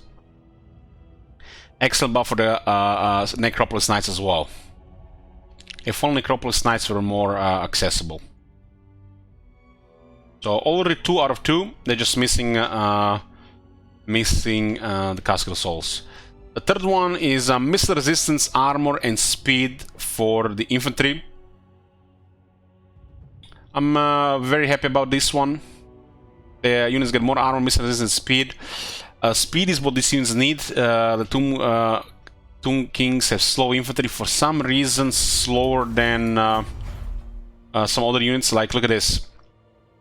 This is a guy. These are skeletons with 10 armor. They got 28 speed. And then you get Nekar Warriors, 28 speed. And then you have Tomb Guard, 28 speed. So they're in a way slower than dwarves outside the Setras army. So having a veteran skill for speed is nice. I like it. I like it. And missile resistance is always useful, and armor, you know, always useful in infantry. So it's not the most amazing veteran battle skill, but more than acceptable. And then the last one, which is the worst one, leadership +5 for the big monsters, tier 5 units, tier 4 unit shop team. This one for shop is nice, but for the other ones not so nice. Weapon strength for these units is pretty good, and magic resistance used to be good, now it's gonna spell resistance. So the top tier units will get a shit buff, good buff, and another shit buff. They need to really remove leadership from veteran battle skills. For the undead is acceptable. It's acceptable. But this magic resistance just ruins the skill, if you ask me. It's going to be turning spell resistance, and this unit's spell resistance. Spell resistance buffs should not exist in single entities. No, it should not exist. Single entities have massive health pools, and single entities usually have other things going for them, like armor or some other toughness. And no spells in the game are going to kill single entities. There is no reason for this unit to have spell resistance. Like I said already with Vampire Coast, I hope they translate this well. Because magic resistance in Warhammer 2 was partially ward save. And in half of the situation, magic resistance equal ward save. Just translating magic resistance to spell resistance in Warhammer 3, that's unacceptable. They should turn half of the magic resistance into ward save for Warhammer 3. And this should be one of those cases. This 15 magic resistance could be 7 or 8 ward save. Especially on tier 5 units.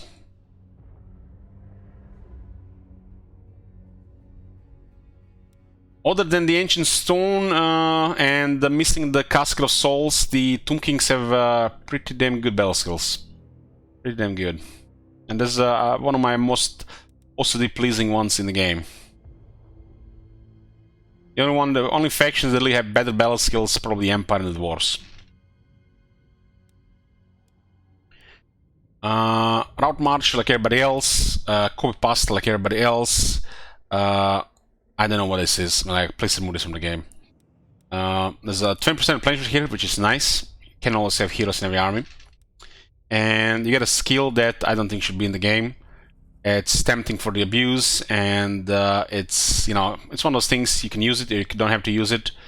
You know, sometimes you're gonna recruit a lord and you're going to like, I'm gonna get the replenishment, you know, the reasonable thing to do, or I'm gonna get 3 more jars per turn. I think skills like this are bad for the game, and they should not even exist in the first place.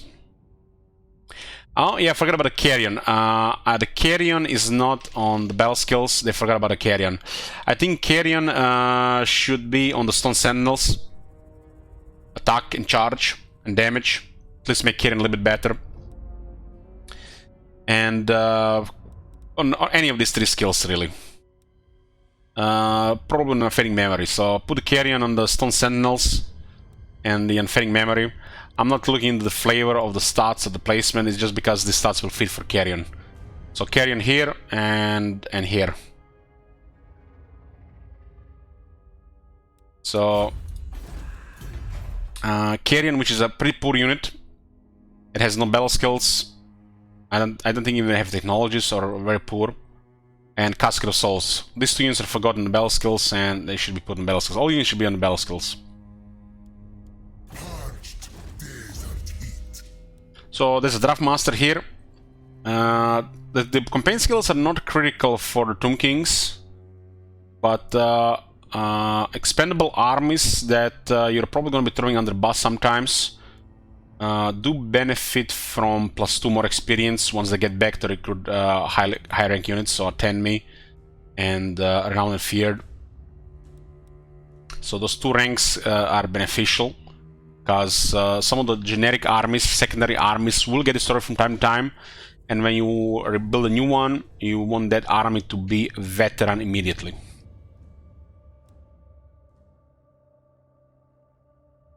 I don't really like this area here. Like I said, I don't really like skills like this in the game.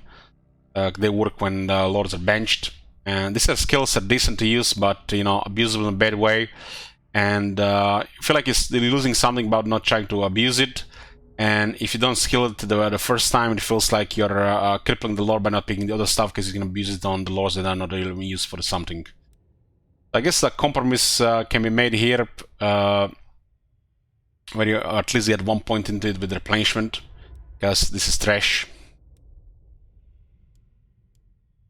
And the rest of the skills here are really nothing special. I really don't really like this, and this is kind of might have some use. So going Renowned and Feared seems off for this faction, because they don't really have a very good skill here. I guess the Lightning side will be 3 points, and you get one of these as a filler to get Renowned and Feared.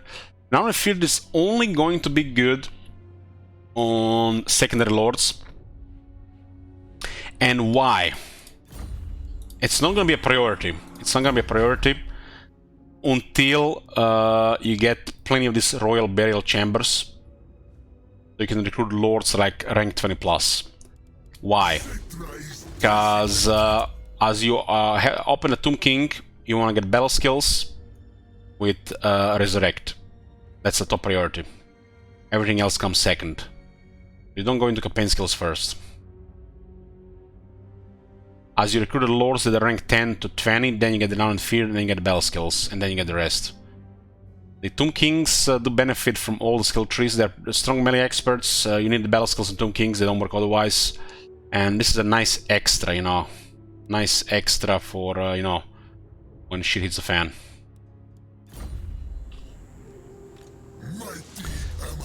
Like, not much to say about this. I just wish they this starting campaign skills are more relevant. Like, in what reality is 20% replenishment equal to 3 public order?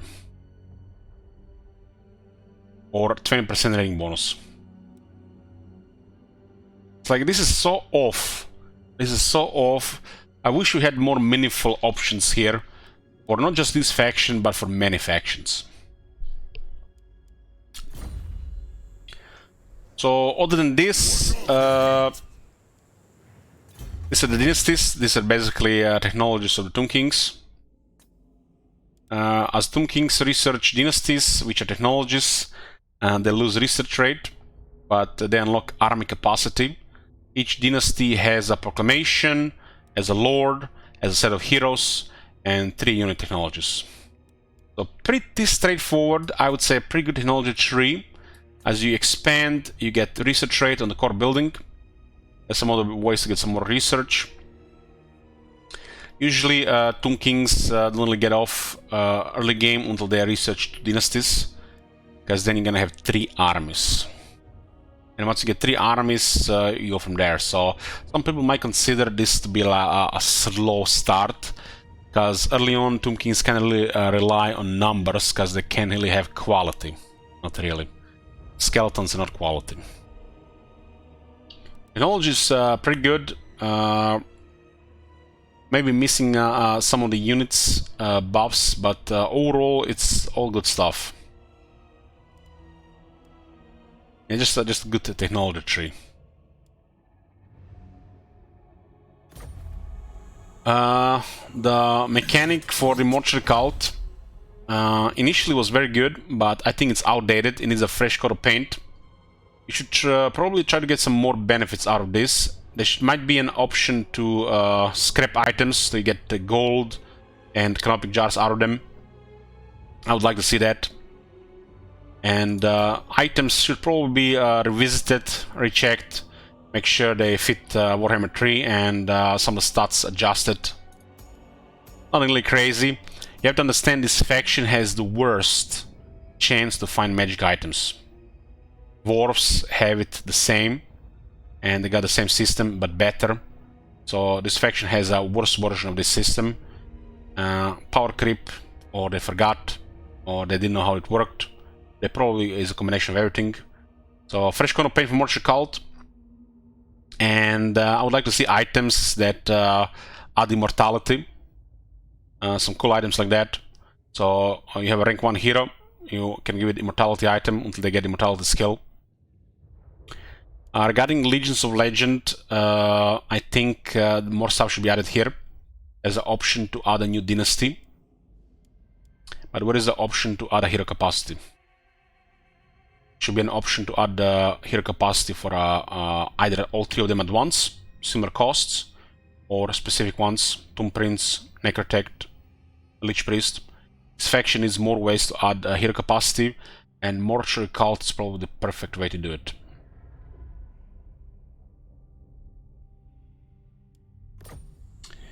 So fresh coat of paint for Mortuary Cult all around, maybe a way to dismantle items for canopic jars, because after all, you do spend canopic jars to create items. Why not the other way around? Hopefully when the Tomb King salvage items, they actually get canopic jars too. And hero capacity.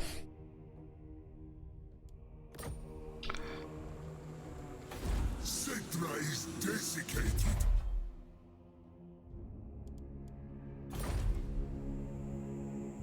Yeah.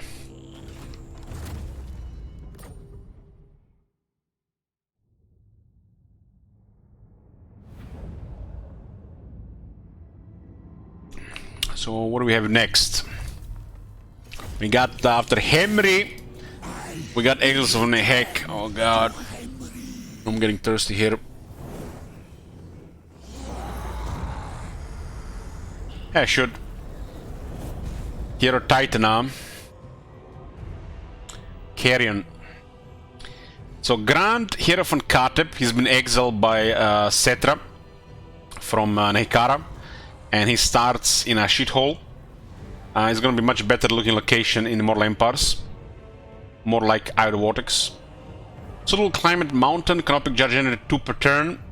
This faction has effect 2 per turn, while a generic lord that you can put on bench generates 3 per turn. Please, devs, make this 5 or 10 per turn, right? Your manipulation minus 40 Dark Elves, so you're gonna have to go hostile Dark Elves. All armies get 5% more movement range, and all armies get 10% more replenishment. I guess this is good enough. I think they should be getting more Canoptic Jars per turn. 5 or 10. 2 is nothing. This guy's Lord effect adds more Lich Priests and more ranks with Lich Priests. Considering how this faction unlocks heroes, this is pretty good. If they change this in any way, it's gonna get automatically worse. Special thing about this faction is the Lord has a special tier mount, Casket of Souls. He talks very slow and is on quite a spicy location, which is probably the only good thing about this faction, spicy location. But the location feels so cramped that it sucks the life out after you.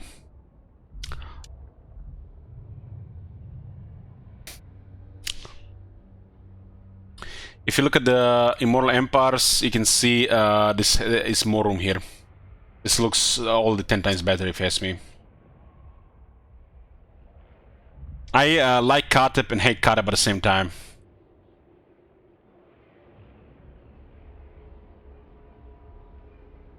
Because once you start a battle and you click on a Hero Titan, you know, you get Hero Titan sounds. This thing has, I would say, pretty amazing sounds.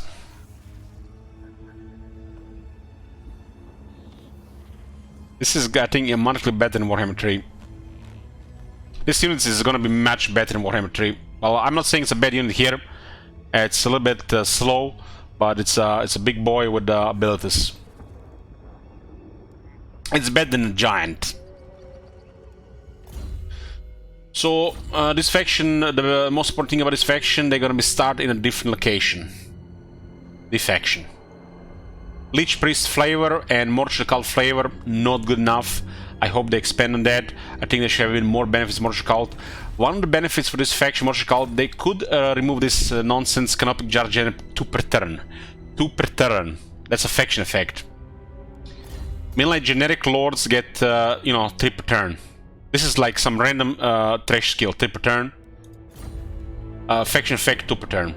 Instead of this 2 per turn, make the Mortuary Cult cost 20% less. How about that? How about that? All of this, this costs 20% less. Now that will be a faction effect.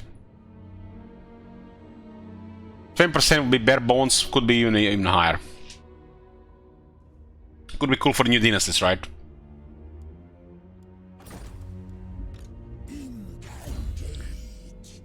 Okay, so this guy is a wizard.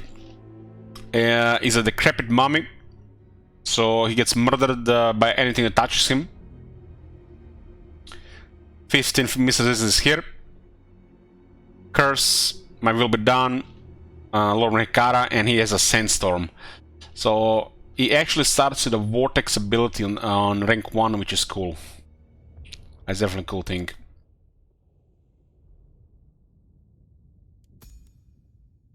His item is a Lich Staff, magic item drop chance plus 60%.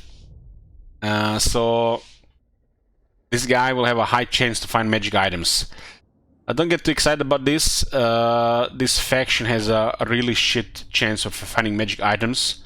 So by having this item, you might be slightly better than the regular factions. So other than this making him unique regarding fighting magic items, it's kind of crap item. Especially as a arcane item. If it was an enchanted item, it would be pretty amazing. Has 3 mounts, Skeleton Steed, Skeleton Chariot, and a Casket of Souls. Casket of Souls is pretty damn good, but the problem is it's on a Lord and it will not get rank upgrades, so it will not be able to be more accurate, and it will not be able to reload faster. This combined with being slow, it's a worse Casket of Souls, but it's still Casket of Souls. Arcane Knowledge, some magic resistance is going to be turned into spell resistance. This used to be good, now it's crap. Oh, look at this. Mortuary Cult Scholar. This is a unique skill. Another Lich Priest, nice. Canopy Jar generate one per turn. This is a generic skill 3 per turn. Unlocks hero recruitment Lich Priest all provinces. Damn, I didn't know they couldn't recruit Lich Priest in all provinces. Hero recruitment for this faction works in all provinces, so that's a redundant text there. I hope the devs realize this and they didn't miss the opportunity to add something more useful here. A third buff instead, considering this is a unique legendary lord. So instead of having something that doesn't do anything, could have been something that was actually useful.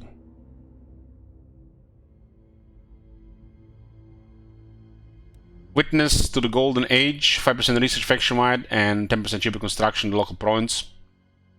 Another different skill, nothing special. And Soul Binding. So he doesn't have the missile resistance, instead gets 10% physical resistance. Unekara Warrior, Skeleton Spearman, Skeleton Archers, and Tomb Guard. So this unit is going to be tougher and higher rank to recruit. It's actually pretty nice. Skills like this are very good for Tomb Kings.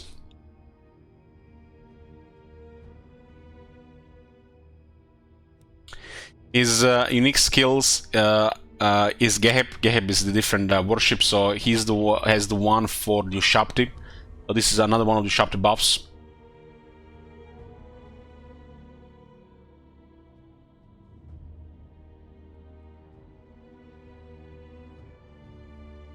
Reanimator, 8 leadership for all these units that have also the physical resistance. Early in the game and overall, this 8 leadership actually used to these units because they're undead. Aura size, sure, put it on top. Sandstorm, so it lowers the cooldown on the Sandstorm and adds one more use. The Sandstorm can also destroy your units. That construction cost should be faction-wide, sure. Yeah, I agree with that. Make it a good skill. Seed Reanimation, leadership and melee attack for another group of units, which feels like off. It's like they give this guy some skills, sure, he's the Mortuary Cult guy, and then they started to like go in a little bit of everything. It's still a good buff for the Chariots. Tomb Protector, capacity for Tomb Guard, replenishment for Tomb Guard. Lich Lord, another capacity for Lich Priests and ranks for Lich Priests. So he gives you 4 additional Lich Priests, and that's the best thing about this guy. 4 additional Lich Priests. That's it. As Lord of Nehekara, at least he has an Arcane Item slot, the Forgotten Cetera. And other than a different sun location, that's it. You're gonna have more Lich Priests, and you're gonna have a weird-ass, you know, buff to the Mortuary Cult that's like next to nothing. So, different sun location and extra Lich Priests. You do get a Hair Titan at the start, and Dark Elves are enemies, they like to shoot big things, so we'll see. I think Hair Titan was gonna be very cool in the small settlement battles.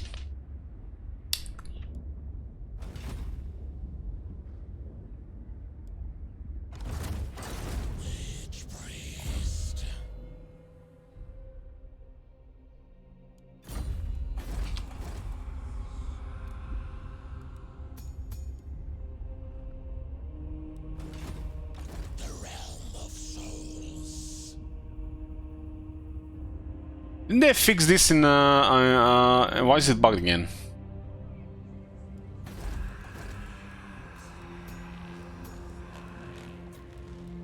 Rank 4 to recruit. He starts on rank 1.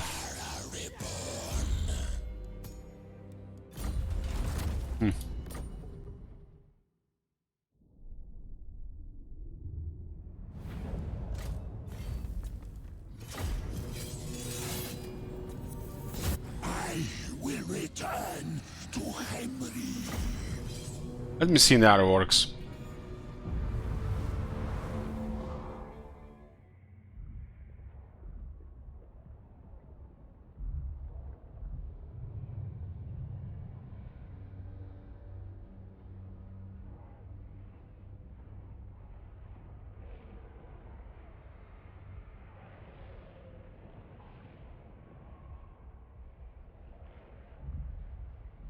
My tooth hurts and I'm not up for dentist for one more month. Requires a little bit focus and concentration to ignore it.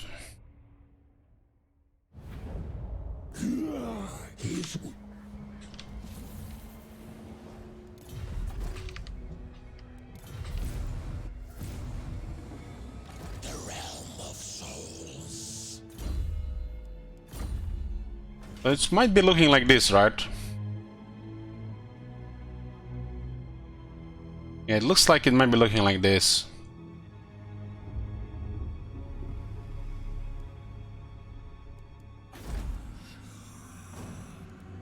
Man, I hope this city has something special. I hate to see a starting location, a capital, and nothing in it. Nothing to look forward to. Kinda sucks.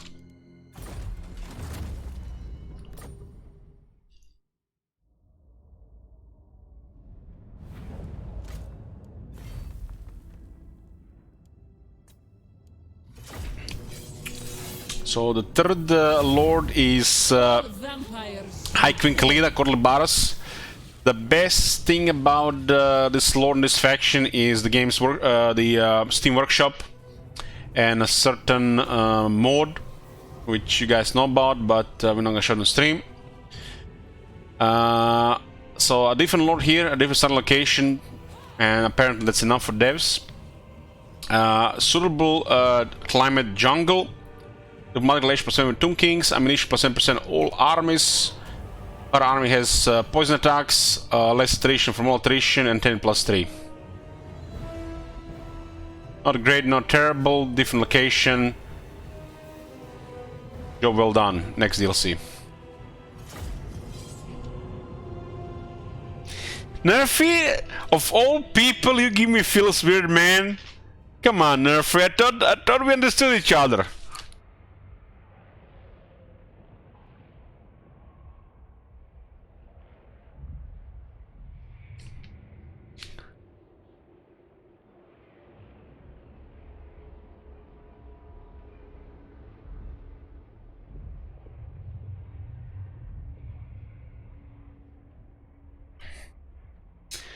She ain't a lord, she's a lady. You sure? What if she has a snake in her pants?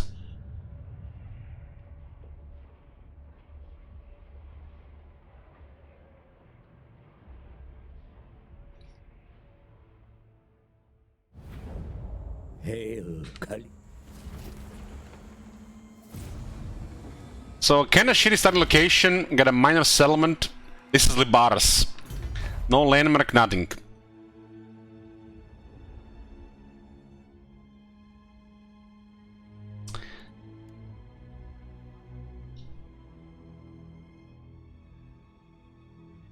One thing that we really can show the Tomb King ports. Hopefully they fix them in Immortal Empires. They're really poor as well.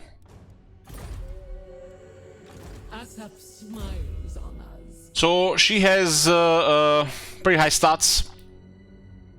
65 attack, 6 defense as a fighter. Kind of gives me generic vibes. A missile resistance, fire weakness, the curse, blessing of Asaf. Constant effect that buffs reload and missile damage. Ooh. So this one could be used. This one is actually pretty good. Did I add this one later or did I forget about this one? Okay, so you can stack some range stuff. This actually is very nice for the artillery. Bone Giant. And you sharp to great bows. Especially for the artillery, if you ask me. This is a good ability.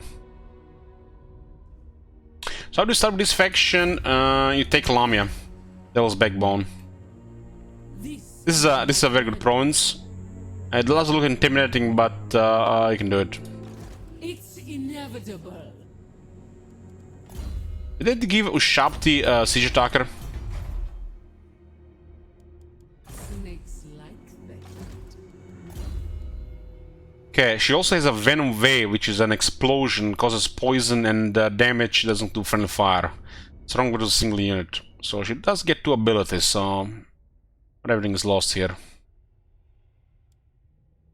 The whole army has poison now. The climate is irrelevant. Poison on the whole army is pretty good.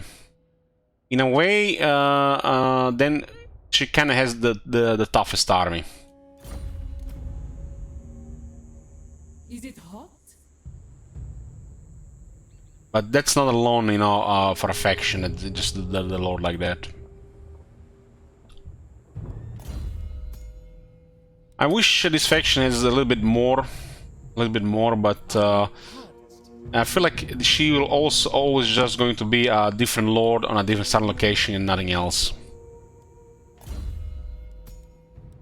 The Venom stuff, 40 AP, magical attacks, poison attacks. So I guess she gets 2 poison attacks. So first thing first, Venom stuff should grant stronger poison. Fix that. There is different versions of poison in the game. This could be the stronger poison. And not just double poison. Untamed +5, so she really hates corruption. And the ability for magic missiles. If this poison attacks becomes something better, some stronger version of poison, or some poison damage over time, that would be a pretty good item. But like this, it feels like, you know, like they don't really care. The thing with Untainted seems to suit her. She does hate vampires. There's a Skeleton, Chariot, and a Necro Serpent. When I played her, there was a problem with Necro Serpents. I think they fixed it, which makes her automatically better. But why does she get such poor health? Skeleton Chariot has more health than Necro Serpent. That seems bugged. 5629, 5404. That looks bugged. Can't be right. Why does Serpent get such a poor health?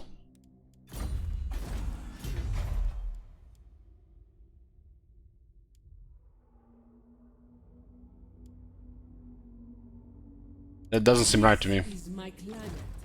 The snake should have at least 6000 health.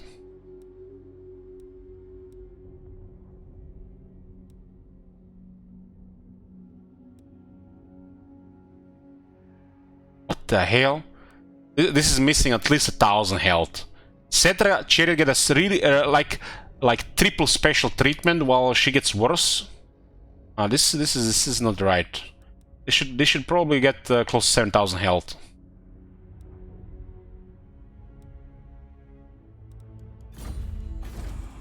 So she gets on a serpent that gets poison attacks. She already has poison attacks, being Beloved of Asaf. She gets more poison on her staff, and then she gets more poison Necro Serpent. Okay, to make her really cool, I would suggest keep the poison, add additional poison, make sure she has a different poison like Gorst. And the weapon either upgrades it to something entirely, like a big debuff and a damage over time. This mount is a cool mount, but what the hell? She loses Blessing of Asaf.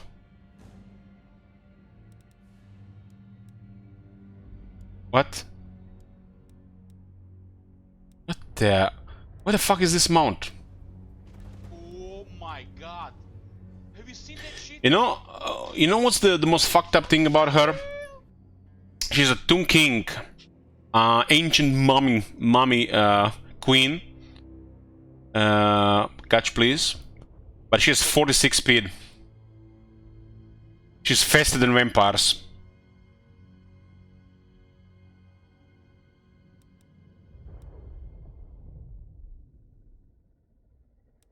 This is not right. They need to fix this. That is not right. So she got Asaf, which hopefully will give you more power. If it doesn't, it's actually a really bad one. It doesn't even buff the artillery or the Casket of Souls. This is one of the worst ones. Look at this.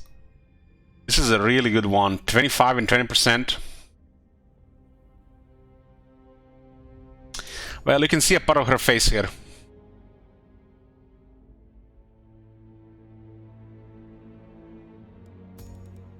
This is actually a pretty good buff. This buff might be the only special thing about her. Meanwhile, this removes the buff. It can be right. If the mounts remove this buff, the mounts are not good for her. Look at this, she has 4800 health and this mounts barely add any health.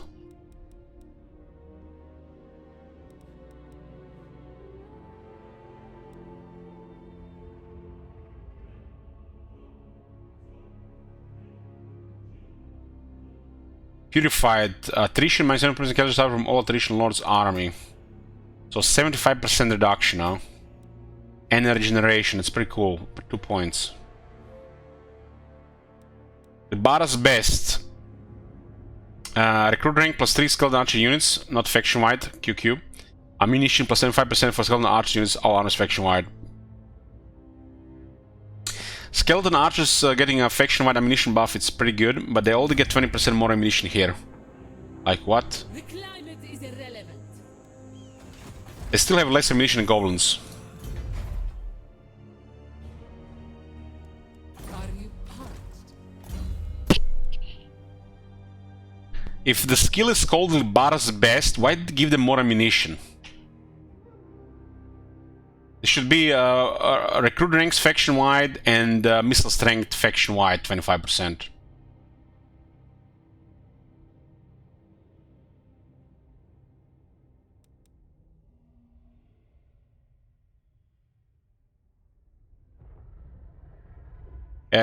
She was purified from the vampirism curse. Legion of the Asp Goddess. Get a Legion of Barrage on the local armies. That's pretty cool. I like this one.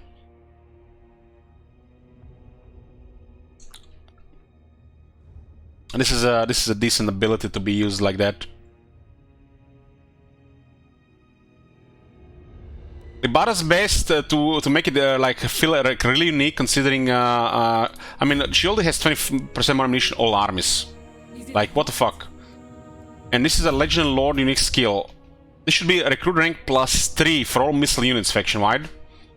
And if they want to skip the skeleton archers, they should probably give them damage, like flat AP or 25% more missile strength. But 2 more AP would be fine.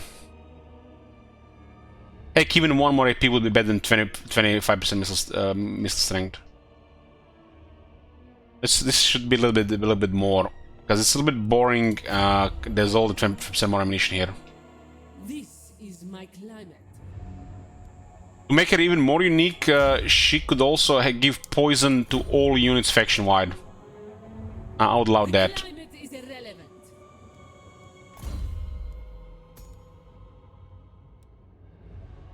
Embodiment of Asaf. Sepulchral Stalker and Acropolis Knights 5 attack.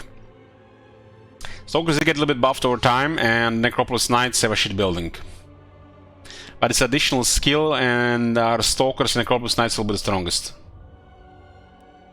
We're Queen, she gets 10 physical resistance and frenzy. Which makes the Skeleton Chariot her best mount. Oh man. This is just so weird.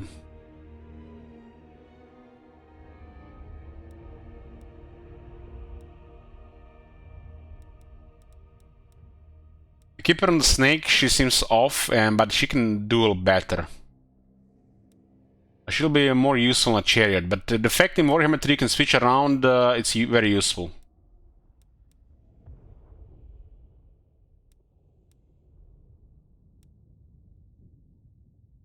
The skeleton chariots have better hidden stats than this shit.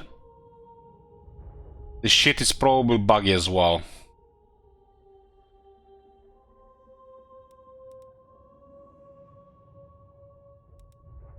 Yeah, this is all over the place.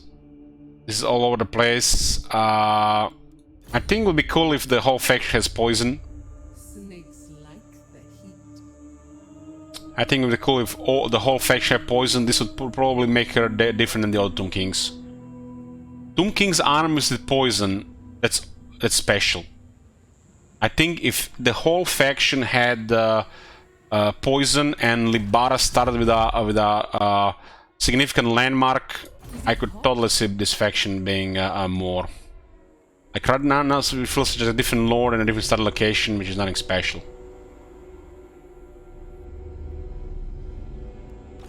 Vengeance.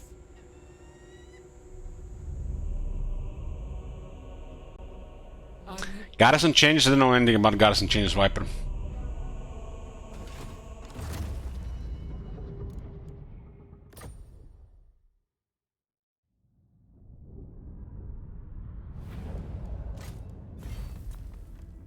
Imagine he had a landmark that granted her Acropolis Knights on tier 3. Like 4 of them. But only such fun is allowed for the High Elves, not for the Tomb Kings apparently. Oh, that'll be something. Poison for a whole faction and a landmark that granted her Acropolis Knights on tier 3.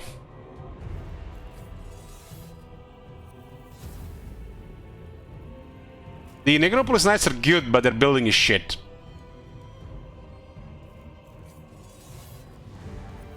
Last faction is, I'm afraid, one of the most disappointing things in the entire Warhammer 2 for me. This is such a cool character. Such a cool character, but such a shit disappointing faction. Followers on Nagash, led by the Lich King, Arkan the Black, is basically one of the Nagash's lieutenants. Enables a group of certain vampire count units, certain. Because it would be end of the game if he had the whole roster. Raised dead and shit. The relation is fitted with Tomb Kings. So it's the Tomb Kings that hate other Tomb Kings. And the relation was fitted with the vampire counts. So other Undead, which are some of the shittiest faction in the game, like you more.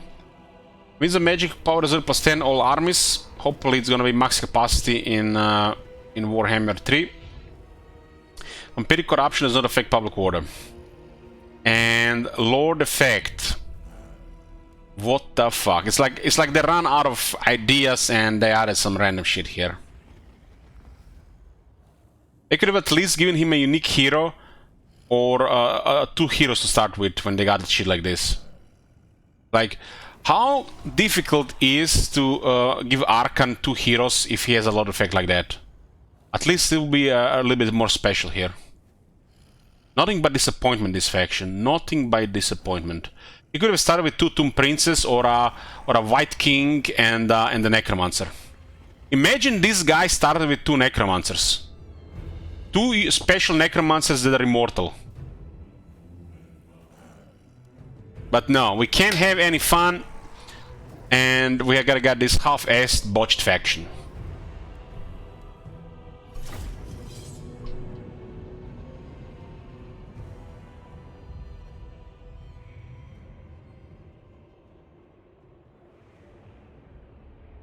Really disappointed in this faction. This faction has such potential to be amazing on that faction, but they went with such a lazy route.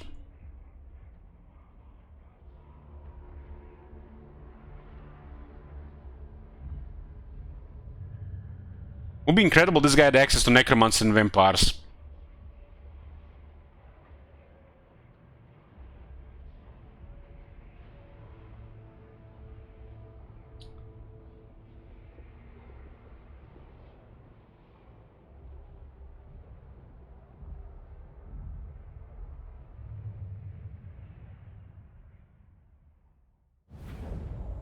Arcan.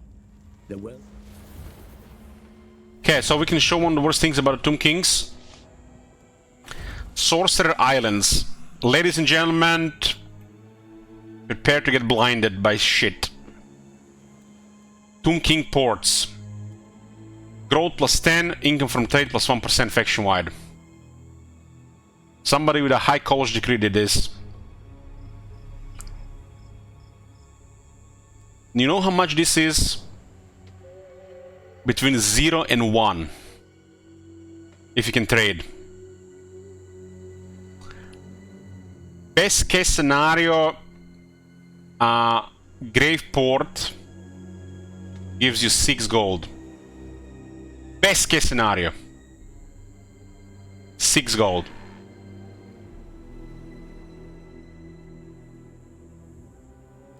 So hopefully they rework the Graveports. Maybe add a garrison and something else on them.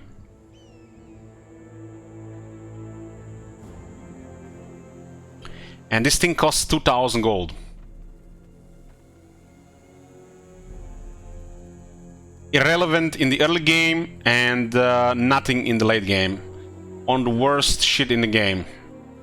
This growth is okay, but I'd rather destroy this and build another building. It's that good. How boring are they for giving this guy a Lich Priest? Man, this guy should have started with like 2 Tomb Princes or 2 Undead Heroes. So, what's special about this guy? Well, it's supposed to be his faction, but it's not. This guy is botched in every way possible. This is a wizard that has a mix of things. There's that Mr. Resistance. Is a Tomb King. Lore of Death. And it does start with one of the books on Nagash. And this book grants him enable recruitment of certain vampire count units. Because, you know, Nagash was weak. And we only get some shit, not all of it.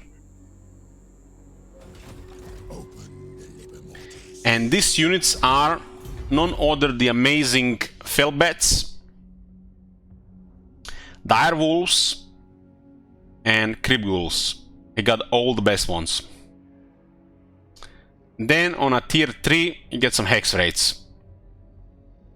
At the time when this was on, they were pretty shitty. But this unit has a little bit of everything, and when used right, is pretty good these days. They get deleted by magic though.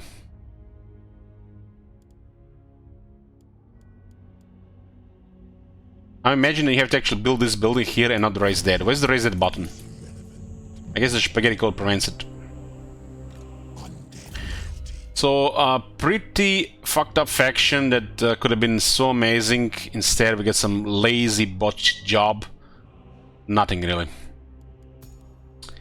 The Tomb Blade of Arkan. Public order local province, weapon strength plus 14%, enables magical attacks, post-battle plus 15%. And Tomb Blade of Arkan. The best thing about this item, climbing summons a large unit of skeleton warriors. 2-minute cooldown, 5 uses.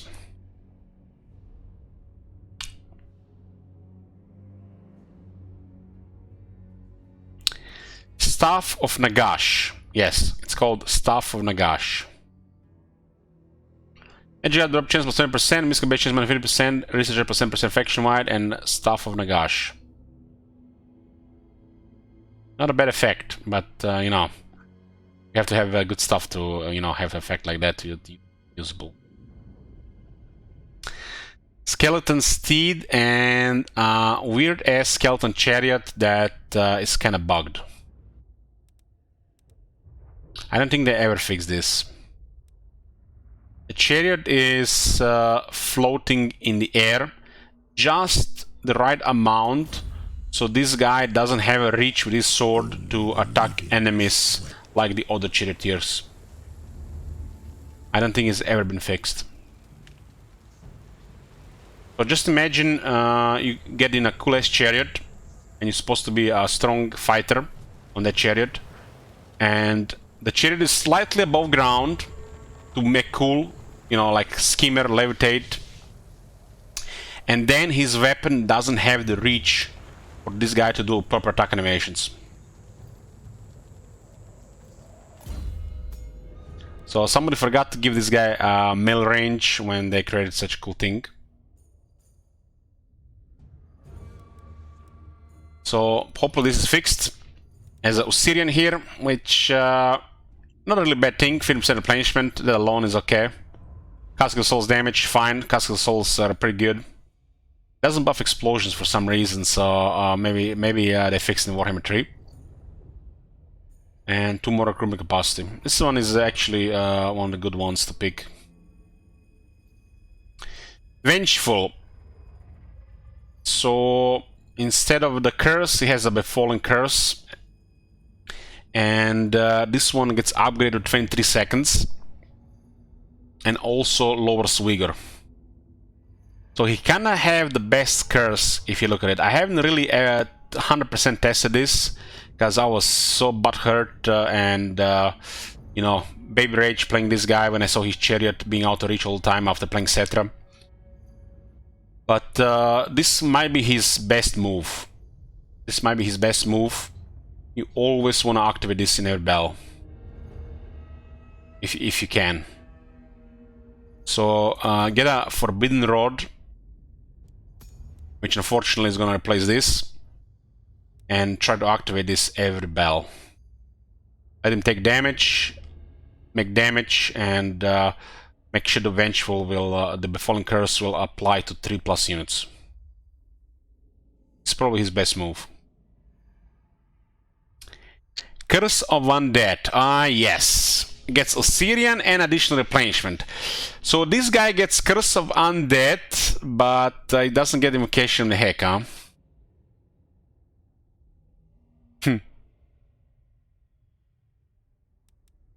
So, Curse of Undead, aka Restless Dead. Same shit like the other Tomb Kings. Martial Prowess, he gets Armor and Defense. Legions of Death. The whole army gets Leadership, and all armies faction-wide get Attack and Charge bonus for Direwolves and Hex rates. Felbats and Cripples get 15 attack. This is actually a pretty potent buff for the army and the faction-wide. This one got updated later on, but this is a still poor selection of units.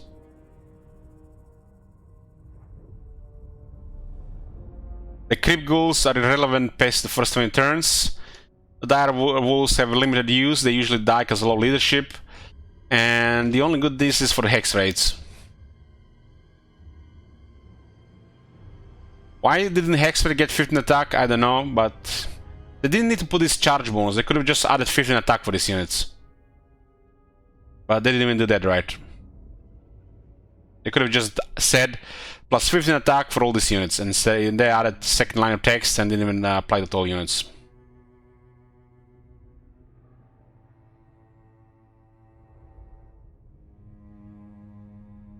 Lich King, hero capacity for the Lich Priests, hero recruit rank +3 for the Lich Priests. So same shit as the skill on Katep. And the right hand of Nagash.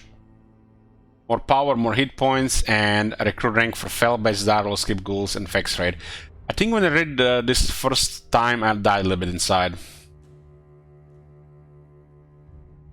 Right hand of Nagash. I actually read the book about Nagash, and when I see this, it just brain matter started leaking through my ears. Right hand of Nagash. His lieutenant has fallen so low.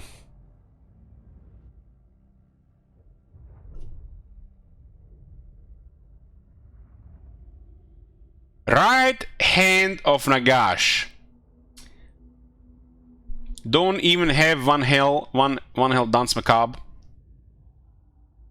Right hand of Nagash. Has a Book of Nagash and can even cast a Vampire Lore spell. This lore was pretty shit for a long time. It got a little bit buffed towards the end in Warhammer 2, but still pretty shit. And I think in Warhammer 3 is pretty good. Life Leeching is one of the better passives. And a couple of his abilities should be pretty good in Warhammer 3 now. If this guy manages to build up a good power reserve and they fix his chariot, should be fine. But his faction is a miracle other than that.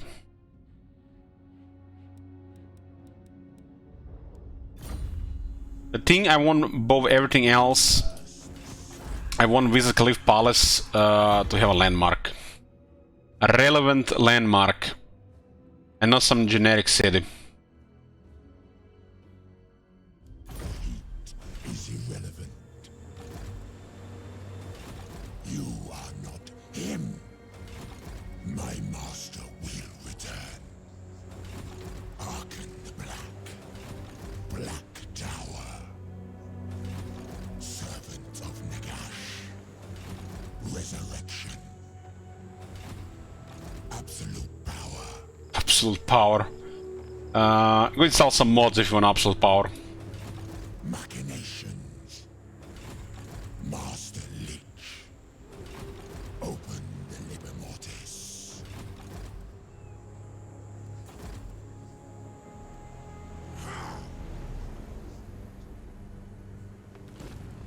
This has gotta be the worst Book of Nagash.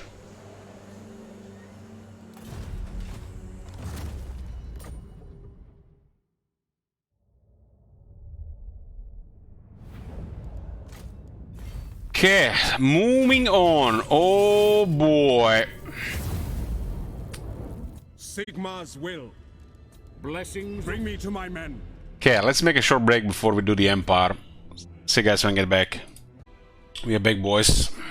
Now we are at the Empire here. Oh boy. This is one of my favorite factions in the game. Might as well be the favorite one. It's hard to decide between the Empire and the Dwarves. Emperor Karl Franz. My favorite lord of all of them. Number one. I just love Karl Franz. I'm not sure what's up with me and the Empire, but it's the feels. No other faction does it for me as the Empire.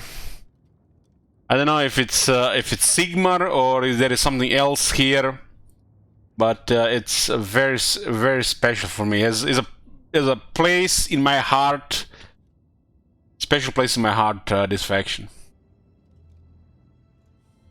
So, what I love about this faction is like nearly everything.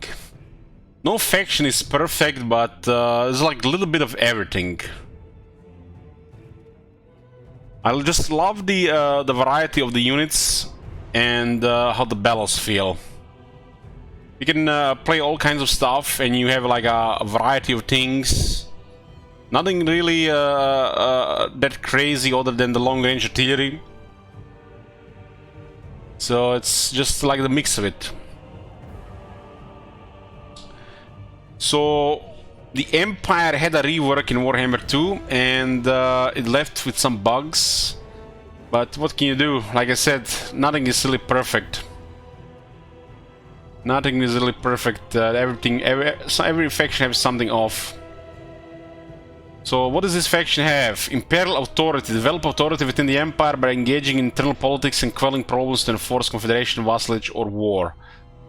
It's basically a resource mechanic to manage the rest of the Empire.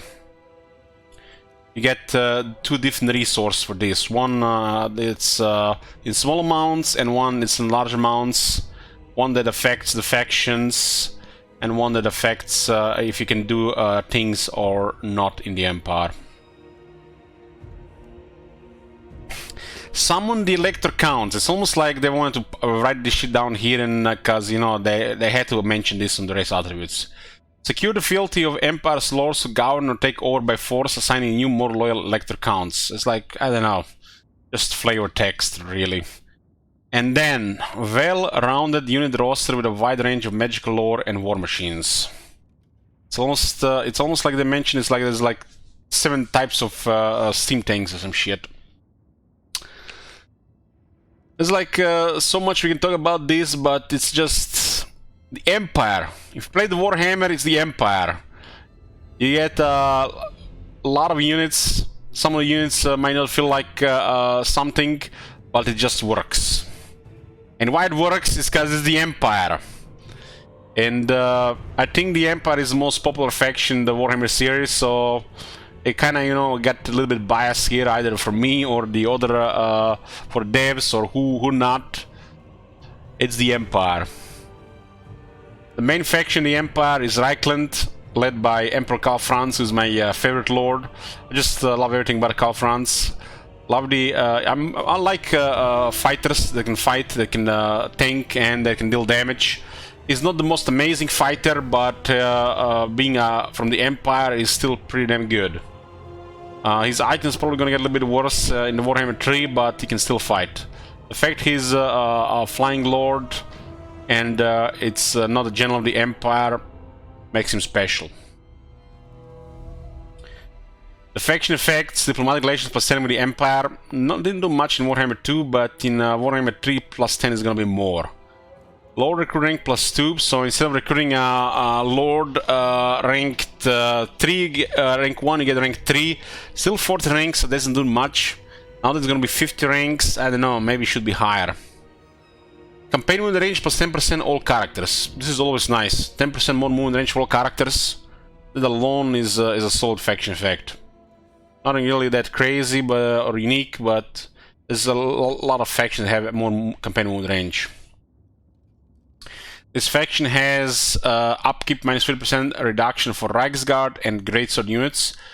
Though it also doesn't mention here they have access to different buildings in the rest of the Empire called Reichsfort, where they can recruit Reichsguard and Garrison Reichsguard, which is just above average heavy cavalry.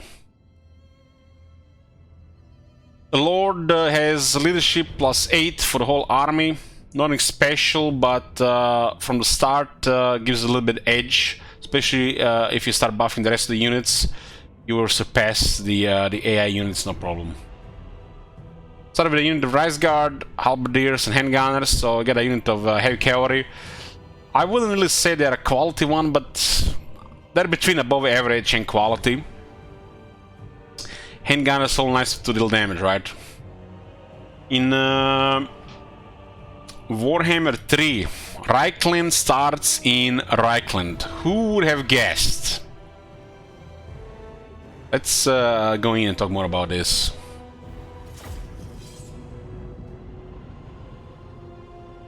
When they reworked the Empire, they forgot about one part of the Empire. They forgot about the faith part of the Empire, or the religious part of the Empire. So I don't expect them to have these Immortal Empires, but that's a thing for the future, I guess. More expanded worship buildings, more flavor regarding the faith part of the Empire, and maybe a couple additional units.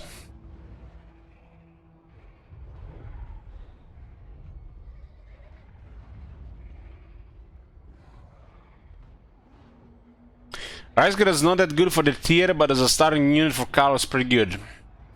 Yeah, the starting unit is pretty good, and even later you can get used to them, but demigryphs exist, so the Reichsguard is not really relevant. The green skin threat. So immediately you get Altdorf, the greatest city in the Empire. And that alone is a really nice start.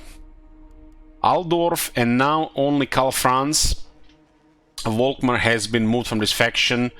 This faction no longer has 2 lords. So let's get into that Imperial Authority. So you can see this thing on the top. This is the authority, this is the meter. If you have 1+, you get the buff. If you don't have positive, you get negatives. It's pretty straightforward. This is prestige. the second resource. If you have plenty of prestige, usually you can influence things your way. So you need to make sure that never run out of prestige, and you can use prestige on the events. This is a RNG system. You minimize RNG by always having prestige ready for when it strikes. Can't really say much more than this. It's not perfect, but I still consider it's better than nothing from that was before. The only thing I don't like about this system is the fact the Golden Order gets it as well. That's lazy. But more about this when we get checked to Geld. So, Reichsfort. I don't think you can build in Aldorf, because there's a Castle Reisgard here, right? Three landmarks. So, but you can build in other places. I think this is only unique to Reichland these days. Probably gonna be in the Warhammer 3. Prince and Emperor.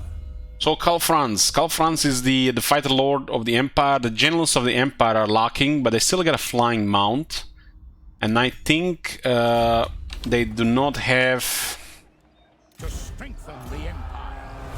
I think they do not have enough skills. This is as vanilla as it gets. Unless they add several skills here for both General of the Empire and the Empire Captain, this is gonna look really bad in Warhammer 3. Especially cause free. What the fuck you gonna pick? 50 ranks. So these guys, they really need some flavor skills. Either personal, army, campaign. Same for the Empire Captains. Make it happen. Ready. Karl Franz is their basically the legendary version. So he has automatically better stats. This one starts the Dragon Tooth, which is a pretty good weapon. And it's kinda unbelievable that he starts with this. Look at this. Dragon Tooth. The Empire has a mechanic of elector counts. And every elector count has some kind of benefit. They get an additional buff. They get an item. And access to special unit. And that alone, without anything else, just puts this faction ahead. That alone. You gotta have to consider that these things exist. Other factions may have faction effects, different starting location. Let's just take for example Quarterly Baras. They don't get something like this. What do they get? Books of Nagash. They don't get Book of Nagash anything to do on turn 1. I command here. These are additional units, which some of them are buffed more than the others. So not only you have access to Regiment's Renown, but you get access to Elector Count State Troops. Which makes the Empire have the kinda the best special recruitment system in the game. It's honestly, it's a little bit too good. Too good. And it's a reason why you want to get the rest of the Empire. You get stats, bonus, extra bonus of the characters, items, and special units. On top of already having a lot of special units. So the Lord himself, like I said, has pretty good fighter stats. Doesn't start with the mount, so it's a little bit slower, but it's tough. And the defense is sometimes a question, but it has a very high attack and damage. I mean, look at it. Rank 1, 71 attack, 517 weapon strength. Nothing really that special here. Pretty basic, missile resistance, and get the item. If you remove the item, very basic. Does not get more basic than this. What makes him special is his mount later on, Deathclaw. Which is, you know, the best thing about Karl Franz and the best thing about the Generals of the Empire. It's the only good thing about Generals of the Empire. This type of mount. So what do we have here? He starts with a special weapon. I think these weapons are crafted by the dwarves. One for each elector count. And then he gets another weapon. Yes, he gets another weapon. Quest Bell. 10 attack, 15 weapon strength, and as an ability, this is another Rune Fang, right? So I'm not sure what's the reason between two Rune Fangs for this guy.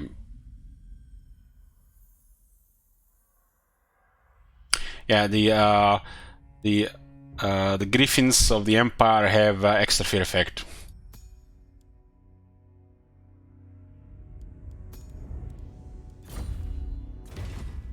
One, two. All right. I guess this one doesn't get the weapon. I guess their weapon was forfeit when they left the Empire.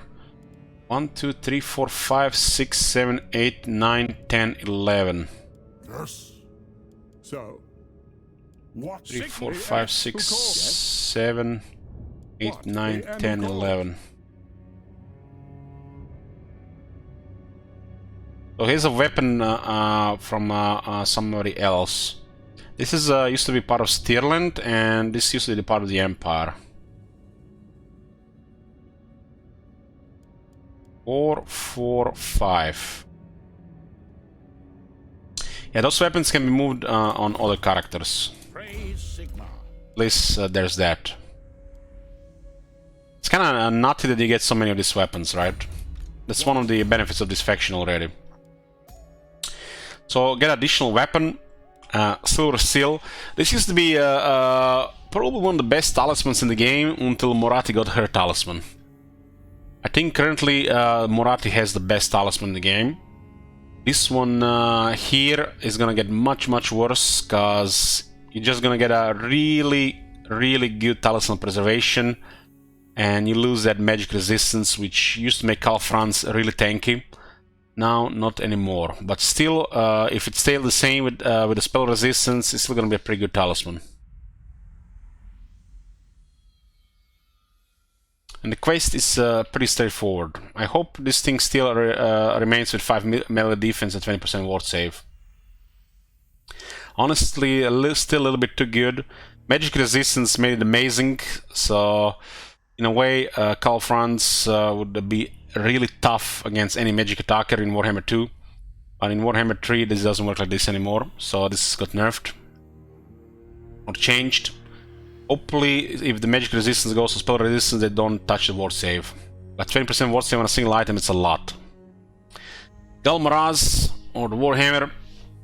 Public order plus 3 provinces, 8 attack, 10 weapon strength, magical attacks, possible loot, and Galmaraz. They used to be something special, but then they added all these Rune Fangs to the game, and Galmaraz is nothing special. You would think that Galmaraz would be something way better than these Rune Fangs, considering the technology or the craft that made it in the past is lost to the dwarves. The dwarves cannot make another one. So dwarves know how to make the Rune Fangs, but they don't know how to make another Warhammer. By the comet. So I hope Galmaraz gets buffed. Doesn't have to be anything crazy, but I want it to be at least noticeably stronger than these other weapons. The fact this is a special item for Karl Franz, and there's a lot of these special other items, I don't think it's no longer good enough as it is like this. It still, as a weapon, is pretty good. I think because they added all these other weapons, it ought to be better considering the lore behind the item. There's a lot of these weapons in Warhammer 1, not just Galmaraz, but Galmaraz is pretty good compared to Slayer of Kings. Slayer of Kings is trash. So I like to see items like Galmaraz and Slayer of Kings buffed. Slayer of Kings should be probably absolutely scary, but Galmaraz should be just a little bit more better.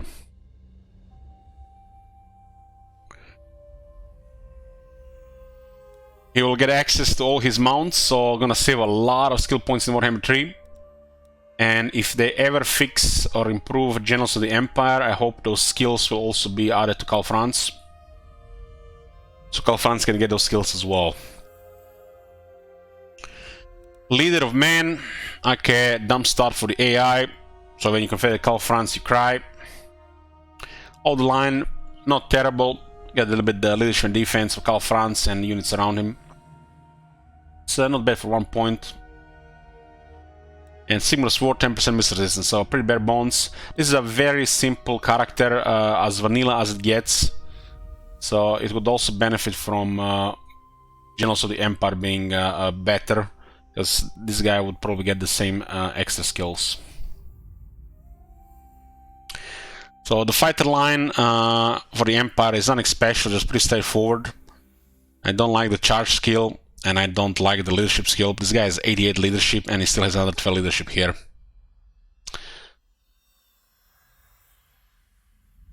At least his access to 24 attack and 20% damage, right? He can actually have a pretty impressive damage considering his outdated base. And his defense catches up with his attack in a bit.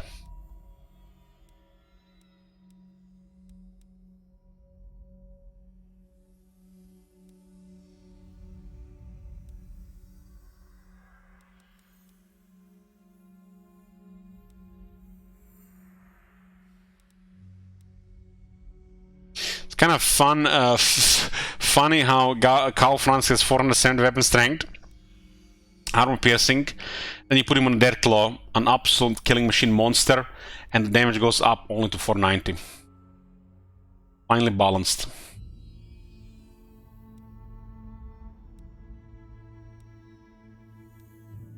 It does get a big splash though.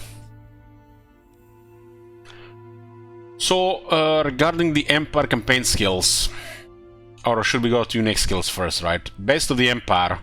Low recruit rank +1 faction wide, leadership +5 for spinning swords and free combat militia, and help the units lowers army. I think as the opening skill, this one is outdated. There's a lot of skills like this in the game, still like need a little bit buffs. And it's gonna show on a lot of these Warhammer 1 lords, I think. His faction gives +2, and this gives +1. Lord experience is easier to acquire now, and the lords are also now go up to rank 50. +1 on a unique skill is nothing anymore. And this leadership 5 for the basic units doesn't do anything anymore, and it never really did anything because his army only has +8. This is outdated and it should be either buffed or do something else. Authority Pro Mask. When is the beta for Immortal Empires supposed to end? Anyone knows? 2035. Imperial Special Forces. Bonus versus large +10 for Reichsguard and 8 attack for Reichsguard. This is actually a pretty big buff for the Reichsguard, but the problem is Demigryphs exist. But it's kind of nice that you can make Reichsguard special. Not much can about this. This is just flavor here.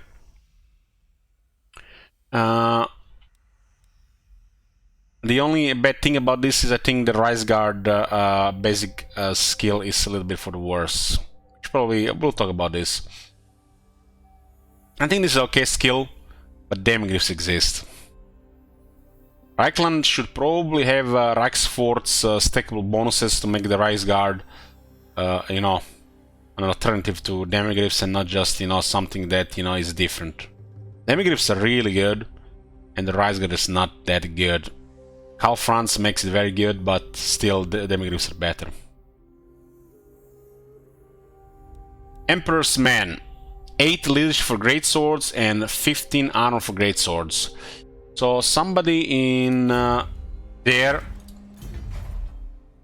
this is a 74 leadership unit, and get another 9 leadership from experience to 83. This is Karl Franz, has +8 leadership, and somebody decided that the great sword, who have very high leadership, very high armor, should get more leadership and armor. I'm not sure what they were thinking, but like I said, these are old skills and they're a little bit outdated. Or a lot outdated. Doesn't make them horrible skills. Leadership is not very useful for great swords, while the armor can help them. Heroic Knightly Band. Hero capacity +1 for the captains. Hero recruit rank +4 for Emperor captains. Local province. Another outdated skill. So these skills are not really probably updated for Warhammer 2, let alone ready for Warhammer 3. Captains are nothing special, and unless they're above the captains, another bad skill. If +4 was faction-wide, would be a little bit better. Majestic Enforcer, upkeep reduction for all units and recruit rank for all units. Upkeep reduction is always good. Always good. So, can't really complain about this one. Some lords get 5%, some get 10%, some get 25%, some get 30%. Still feel a little bit outdated, but compared to the rest of the skills he has, this is the best one.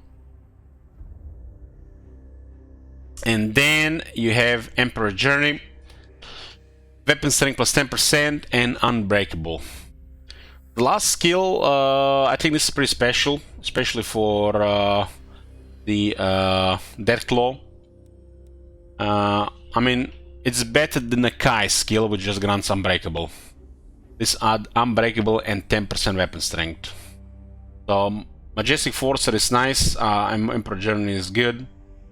So at least you need only 2 to unlock this skill and not 4.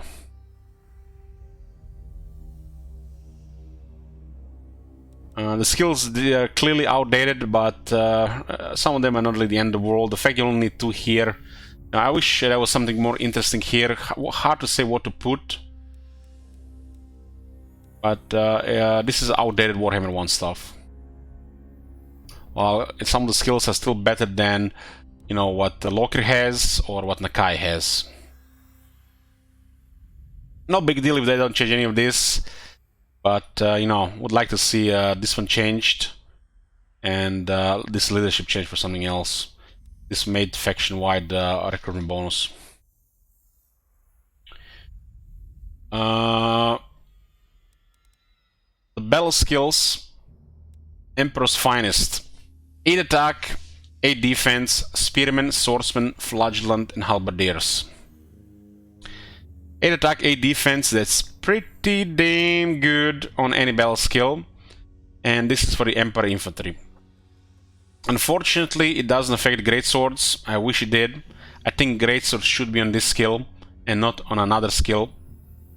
But again, you can see 1, 2, 3, 4, 5, 6. Those 6 could have easily been 4 or 5, but they made 6. Cavalry should be on one skill, and the Greatsword should be on this skill. So you have all the infantry buffed on this skill. Unlike the Dark Elf version of this skill, the Emperor infantry is actually way better.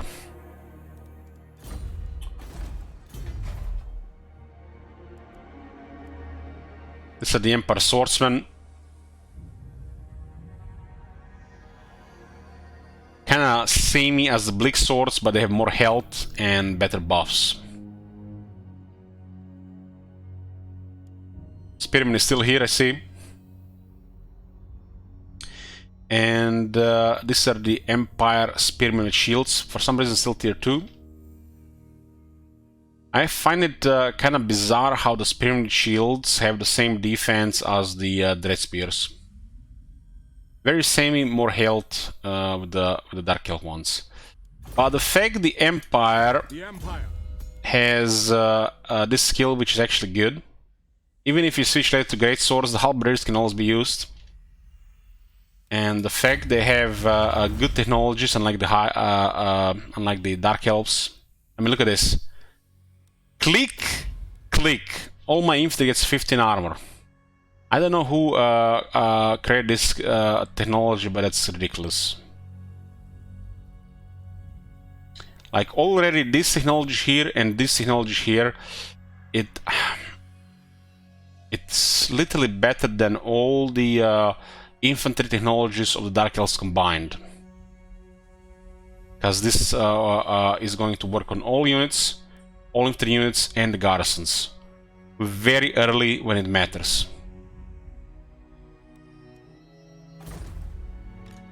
So the fact you have technologies like this, the fact you have attack and defense buff, these units will be actually getting experience and they'll be performing. You can easily surpass the AI buffs, and your swordsmen will be superior to the AI swordsmen. They're just melee troops, they're gonna be taking damage. How much damage they take, well, depends on your battle performance. So pretty good battle skill, and I would just wish it had the great swords here. Great swords are on the honest steel. They get damage and armor. I think this skill should be removed from the game.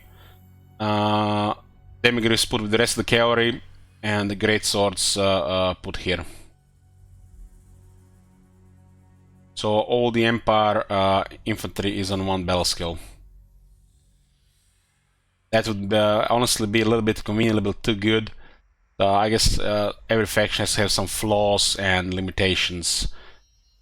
It makes it a little bit awkward if you want to buff both units, but rank 50 you'll be able to get more because the Empire have not enough skills to pick in the first place. Second skill is the Speed of Horse, is the worst one. Charge bonus and armor for the Emperor Knights, Reichsguard, and Knights of the Blazing Sun.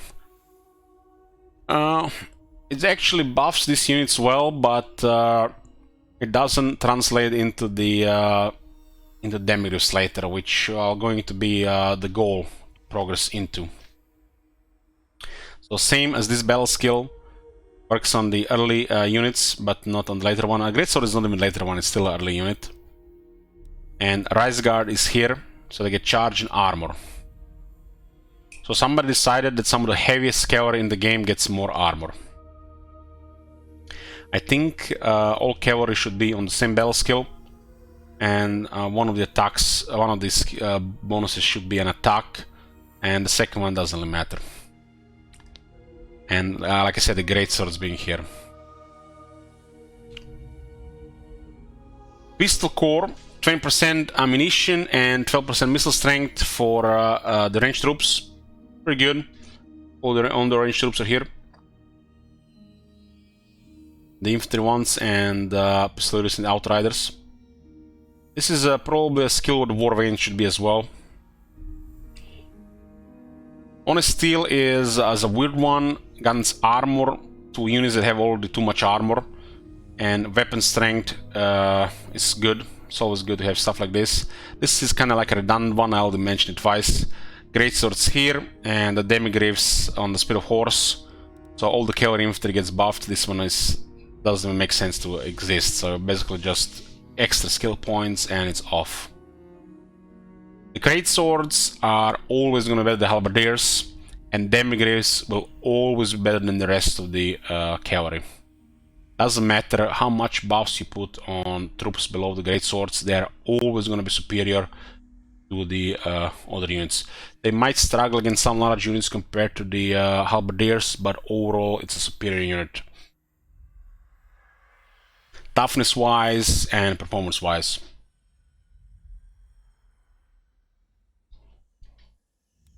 Mighty Forge is a little bit off one. 15% ward save for war wagons, steam tanks, and Luminarch of Hysh, and 10% reload time reduction. I think war wagons should be on the pistol core. I think steam tanks ought to be there as well, but like I said, sometimes when they're creating 6 battle skills, they create some odd stuff. While a 15% ward save with steam tanks and healing is something very strong and abusable, I think it's off.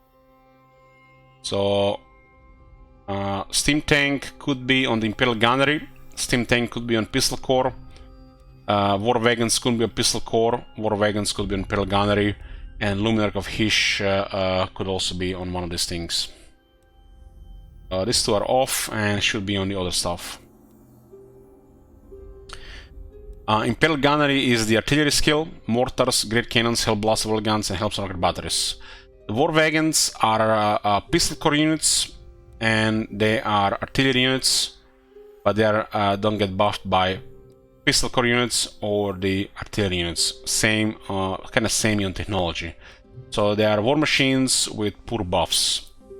So they get weird buffs, and that's been off since they got introduced. But the range meta skills, pistol core and Imperial Gunnery are ridiculous. And why, you will see on the veteran battle skills. Strength of Hardship, this is the worst veteran skill the Emperor has. Every faction has at least one really bad veteran battle skill. 5 leadership, 5 defense, 15 magic resistance for the units that are not really relevant. Early game units, they are not going to be used later in the game. Magic resistance will become spell resistance a little bit weaker, and the leadership on veteran units is pointless. 5 defense is okay. But Emperor Knights are here. Apparently, Knights, you know, they have hardship, right? So it's off. Knights should be on taste for battle. While the leadership doesn't do anything for the flagellants, they're unbreakable. Huntsman getting these properties is kind of weird. Sharpshooter, missile resistance, real time reduction, and missile strength for the range units. Huntsman get buffed again. This is where the war wagons should be. They put Huntsman with 2 battle skills and never fixed it. When you look at the technologies and the basic battle skill and battle skills, the Emperor range gets kind of crazy buffs. If you compare this to Skaven, like get very poor buffs to their range skills. But the Skaven do get Warlock Engineer. Taste for Battle. This one is pretty damn good. 15 physical resistance for Great Swords, Halberdiers, Rise Guard Knights, the Blazing Sun, Demogryph Knights. They kind of fucked up and forgot the Emperor Knights. The Emperor Knights should be here. Huntsman should not even be here. I don't think this skill should even exist. Spearmen, Swordsmen, Flagellants, Emperor Knights could be put on Taste for Battle. And Huntsmen don't even belong here. So this skill could be just removed from the game. And units assigned in this area here. So you get attack, defense, and 15 physical resistance for these units. And this one is pretty amazing for all these units. This is one of the best veteran battle skills for the melee units in the game.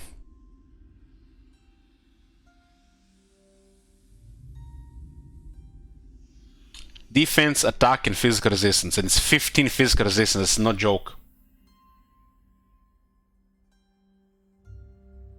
The last one is beyond absurd. So this is the artillery skill. 20% ammunition, 12 missile strength. And the last one, look at this. Reload time reduction, missile strength, and ammunition. Mortars, Great Cannon, Hell Blaster Volley Gun, Hellstorm Rocket Battery, War Wagon, Luminarch of Haitian, Steam Tank. So apparently War Wagons are not artillery here, but they are artillery here. This is probably the best battle skill in the game. And only Empire and the Warros have access to it, I think.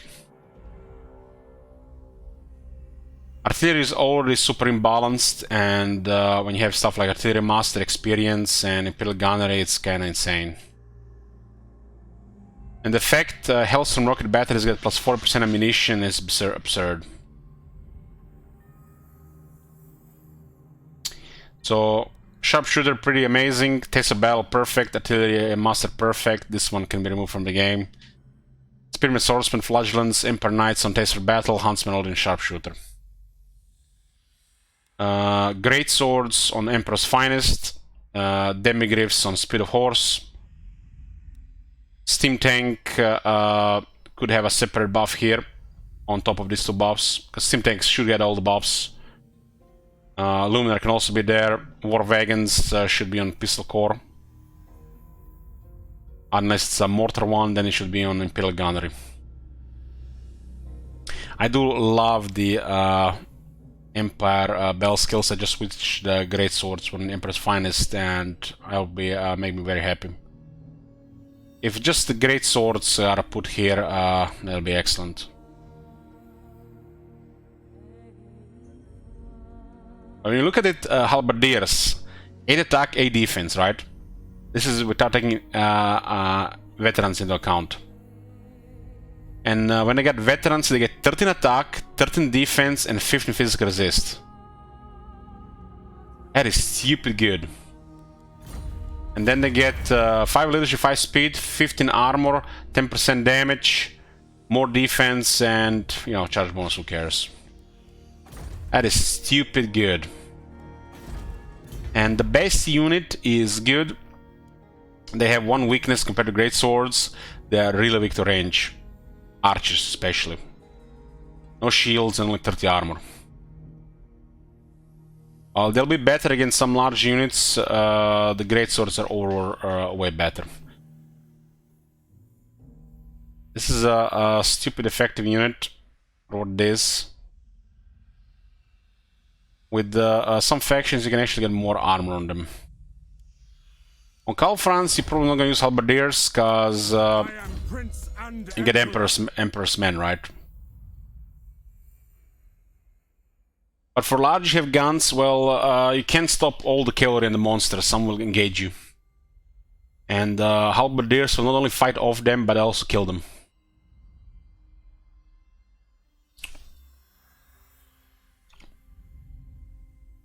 And halberdiers against some large units will take less damage than the great swords. So, place for halberdiers exist in the late game, but overall the great swords are better. You have to just pick one.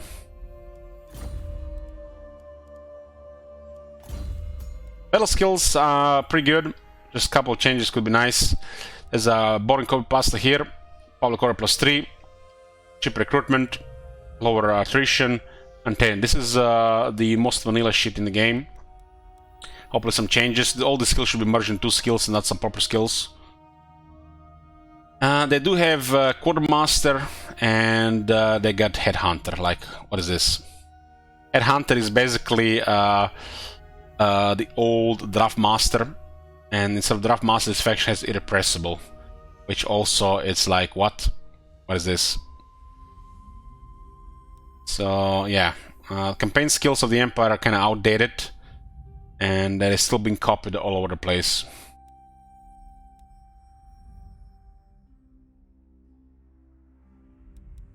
So hopefully they update the campaign skills, make a few changes, and maybe they update this Warhammer 1 skills. This is a Warhammer 1 Lord with a couple of changes added over time. I think his stats and builders are fine. It's just some of the unique skill changes that should change in the campaign skills primarily. Maybe some new skills added on the Generals of the Empire, which would also be inherited by the Karl Franz, because he is the General of the Empire, the big one. Regarding the Empire here, really, the only thing that bothers me with the Empire here is the worship building. Like, what the hell is this? This feels like it's stuck in Alpha 2014. Like, what the fuck is this? The only purpose this serves is to unlock more warrior priests, which are excellent. Where is the worship / faith / religion part of the Empire? It doesn't exist in this game. This building should be made into 5 tiers, faction-wide bonuses provided for the flagellants, and additional units added to the game. Like, this is really bad. You're only going to build one of these, so you can recruit high-rank warrior priests, more or less likely Midland, and never build this building again. It's really bad building.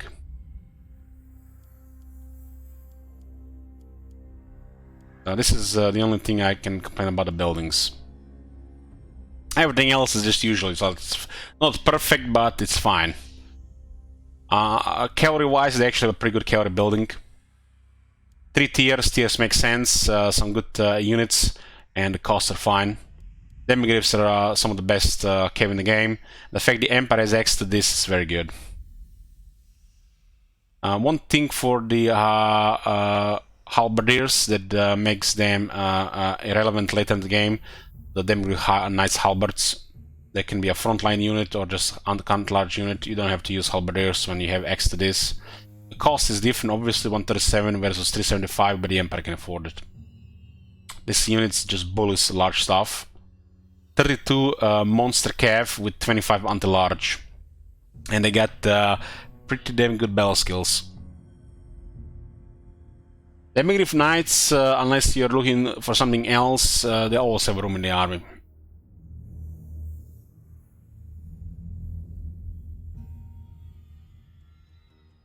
You don't need Untainted. You don't need Untainted. And this is changed in Warhammer 3 as well, Duelos. There's other ways to get that. Like, you would think that every capital would want to have a Cathedral of Sigmar. But it's probably one of the worst buildings in the game.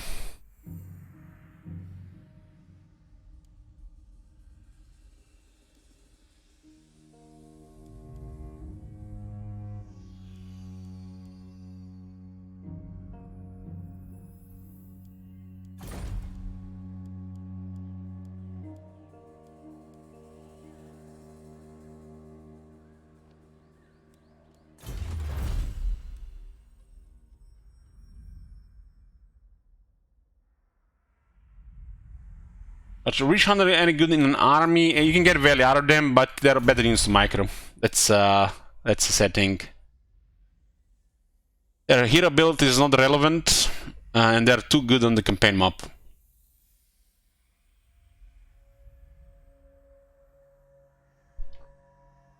But you can definitely get a value out of them in the army. Items like, you know, Helm of Discord, Brass Cleaver, and one or two abilities. They're just better units to put your give your attention to, and you need dedicated campaign heroes.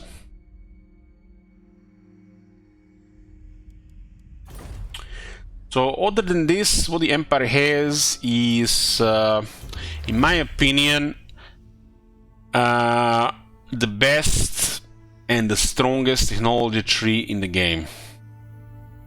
It's not perfect, there's some holes, but it's stupid good. Why is it stupid good? Look at the options at the start. And if you had money, you can just click this as well.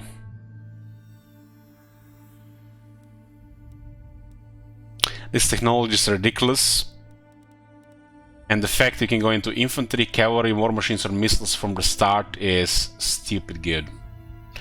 It's not perfect, like I said. Some things are off, some things are a little bit nerfed, some things are not really relevant, but it works.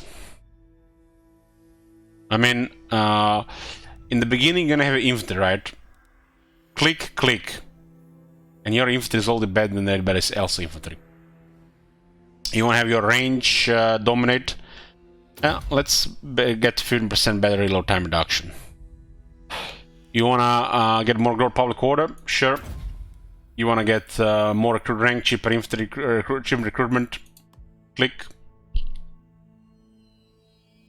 You want to make easy diplomacy? Click, click, click, click. You want to make sure that you out to win against any faction in the game? Click, click, click, click.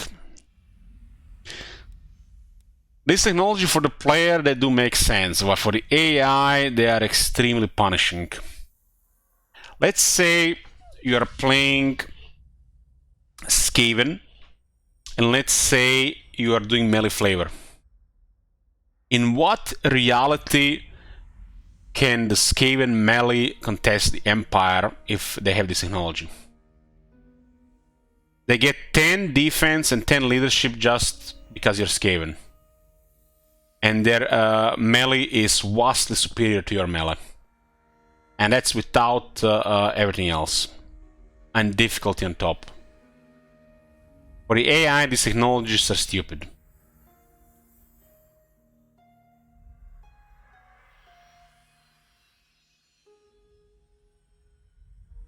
You're having trouble with the undead? Oh, let's get Purge of the Fell. Well, your swordsman can contest a higher tier unit. Somebody gave ridiculous bonuses here. I mean, I can totally see this one being fine. Even this one being fine. But this one here and this one here are not fine. These two are not fine. These two are too much. Stupid, effective, and makes the Empire way over the top. All these ones make things a little bit too easy, and I'm gonna be surprised if they're gonna adjust it in Warhammer 3. The Empire is supposed to have disadvantages, but I don't think they're supposed to have this. This is for plebs that don't know how to play the game, so they have pretty much cheat codes. And the AI is just too much with this, especially if a faction is way ahead. It's like, in what reality can your skeleton warriors contest Empire swordsmen when they have this thing here? Your fear doesn't do anything, and your units is just shittier than the Empire swordsman. This is without battle skill, this is without other info technology, this is without experience, this is without anything really. The skeleton spearman should at least go toe to toe with the swordsman. At the moment the Empire gets this, it's ridiculous. What's even more ridiculous, all their garrisons get it as well, every single army. This one is really bad. It negates the fear of the undead. Fear is -8 by the way. And 10 attack. It's like melee attack plus 10 when fighting against Vampire Coast Tomb King. This is like beyond ridiculous. You know what it does to the great swords? It turns great swords into fucking chosen. So stupid. Gonna have an easy game bullying these factions. Well, you get these things. Of course, you can get these things because these things are overpowered. Combination of convenient diplomacy, overpowered buffs, and convenient access to each of the technology trees, in my opinion, makes this the best deck. It's not the largest deck with the most bonuses, but it's the most convenient one to use and access, and with the most relevant stuff.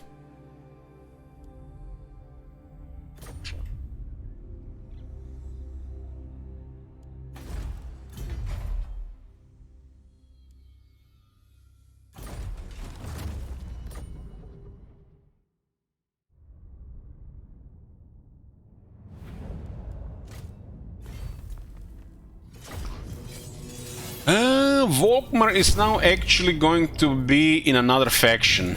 The righteous hammer of Sigmar. They might change his faction effect and a lot of effects. In Warhammer 3 he actually leads another faction. What was this faction called? Church of Sigmar? He's in Soderbergh, down here. That is spicy stuff. Look at this. We have Empire in Lastria, which was amazing, and now we're gonna have Empire in Southlands. And Southlands is one of the best continents, really. Especially when you got used to fighting, playing the Empire too many times in the Empire.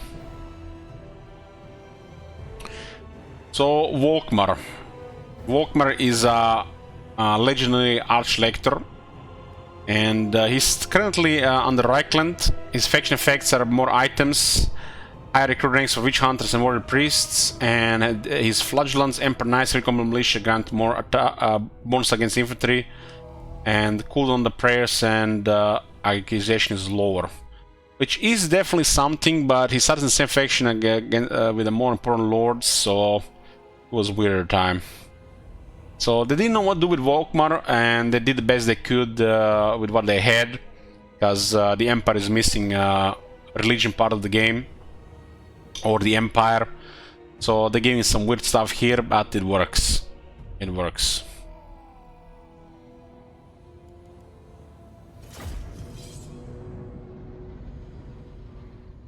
Is it cult?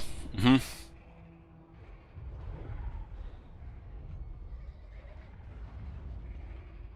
Unlike the generals of the Empire, Archlectors are a little bit tankier, less on the damage side, but Volkmar gets access to a lot of toughness, and he gets access to some damaging abilities, which makes him pretty amazing. But I have to unlock all that though. Volkmar had quest battles and the progress against Kislev. So if they move to Southlands, I guess they changed that.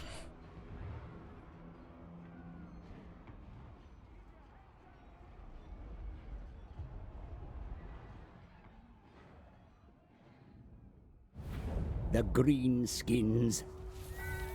Who? The righteous hammer of Sigmar. So Knights of Blazing Sun, pretty much different Reichsguard. And Volkmar. He's the legendary Archlector. And I'm not sure this thing is going to be with Immortal Empires, but probably is. Maybe they fix his flickering here as well. So nothing really that special here. Has stats all over the place, magical attacks, flaming attacks. Has additional magic resistance, which is going to be now spell resistance, so it goes automatically worse. It's going to be less tanky than it was. This is the Archlector ability, Divine Power, so the enemy have miscast chance increased when they cast spells. Has a Jade Griffin, which is was one of the best talismans under Morati's talisman. It was just hard to unlock because you had to go against Kislev, which didn't make any sense. 5 defense, 20% ward save, 5 tainted, 5 ranks of the warrior priest, all provinces, which means when you get that item, you can recruit a rank 10 warrior priest. That's awesome. That's alone is already pretty damn good. And grants him strong regeneration. This makes him super tanky and as the AI penniest kill. Real penniest kill. If he has a Jade Griffon, it's real hard to kill. And he can get way more toughness. This guy can be one of the toughest in the Empire, by far. And he just goes from infantry, pins everything down, uses some abilities, buffs, damage. I think Volkmar is awesome. Self-command, just a damage weapon with public order for all provinces. This guy doesn't really rely on the damage from his attack and weapon strength, but it adds up during a fight. Has 3 mounts, which are going to be unlocked for free now. One of these mounts is an Altar of Sigmar, War Altar of Sigmar, which grants him Unbreakable, Banishment, Terror, way more health, armor, anti-infantry. It's not very good damage, but it's very tanky and has Banishment. This is pretty much the same as the Calfrans.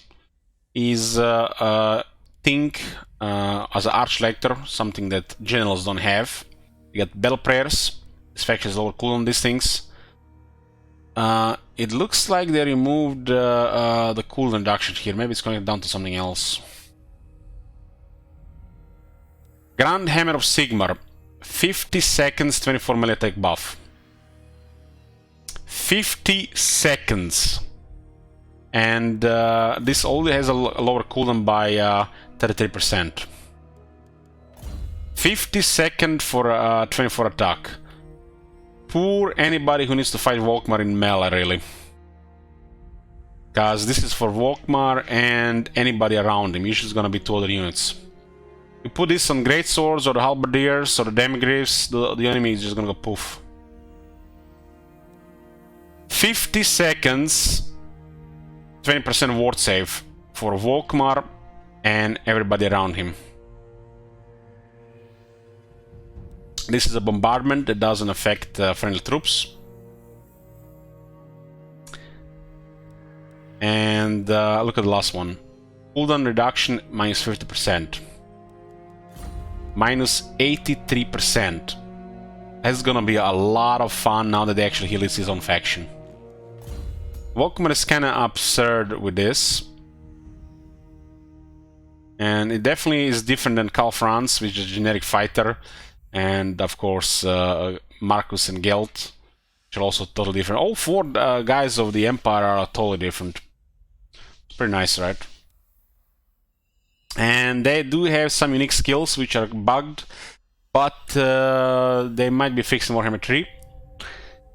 So, Blessed Bullets for Free Company Militia. Diplomatic relations plus 40 with men. Empire, Kislev, Southern Realms. 40. Holy shit. 40. In Warhammer 3, 40 is crazy amount. Even if it's 20, it's a lot. And then Frenzy for all the Free Company Militia. So they were pushing some flavor, whatever was left for the Empire, and I think it's good. Works through mostly like early game, different stuff. It does work. All armies, Free Company Militia, get Frenzy. War Eternal. Wayfare for Flagellants, Emperor Knights, Free Company Militia in the army. 20% speed and 10 charge bonus. So they're really big buffs, because they're also battle skills and technologies. What is Wayfare? Wayfare is basically how fast a unit can reach their top speed or stop.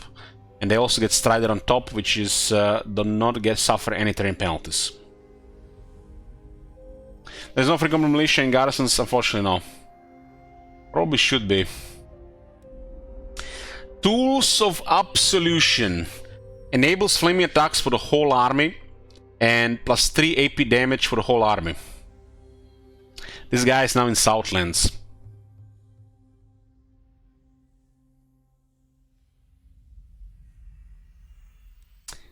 Blessed Holy War. This is a really broken skill. It's supposed to be only for Volkmar, but Archlectors get it as well. Hopefully fixed in Warhammer 3. This is an incredible skill, even if it's available to only a single character. Hero action success chance plus 10% for Warrior Priest and Witch Hunters units, all characters. For the Witch Hunters, that alone, and there's all other things they can get, makes Witch Hunters fucking scary. They're gonna get rid of those heroes. They're dead. Witch Hunters, they stay on the campaign map for this skill. Hero capacity, Warrior Priest, Hero capacity, Witch Hunter, and Untainted plus 2 all characters. We should probably translate Corruption minus 2 all characters. This is a nutty skill. It's currently broken in Warhammer 2 where all characters get it. I serve Sigma. And look at this, you level up, click. If they kept it on Archlectors, they should at least make it rank 20.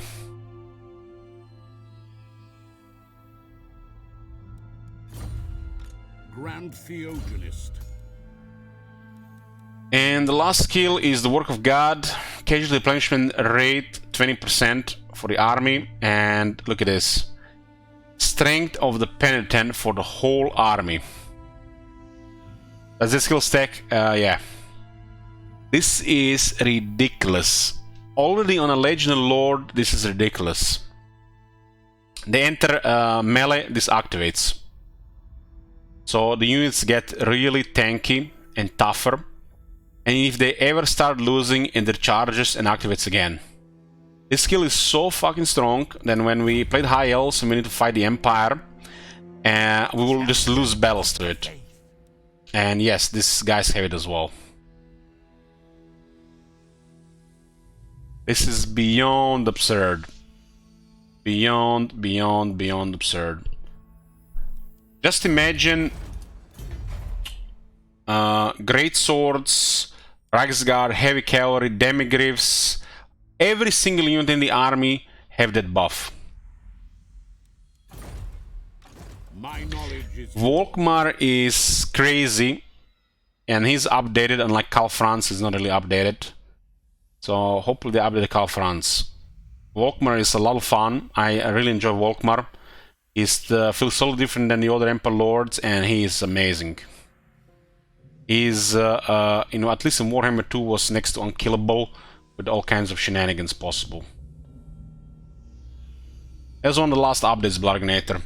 The CA confirmed these skills are broken, but they never fixed it. Half a year later, they were patching cavalry instead.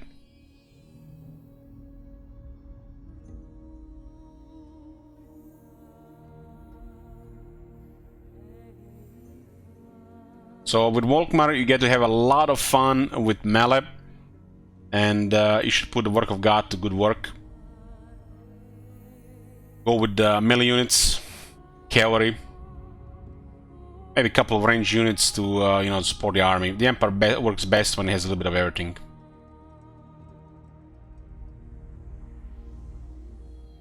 But this is just amazing stuff. The fact they support early game flavor and it says strong buffs, and then they have buffs for the rest of the game as well. This is how you do it. This is how you do it. They did a good job with this shit.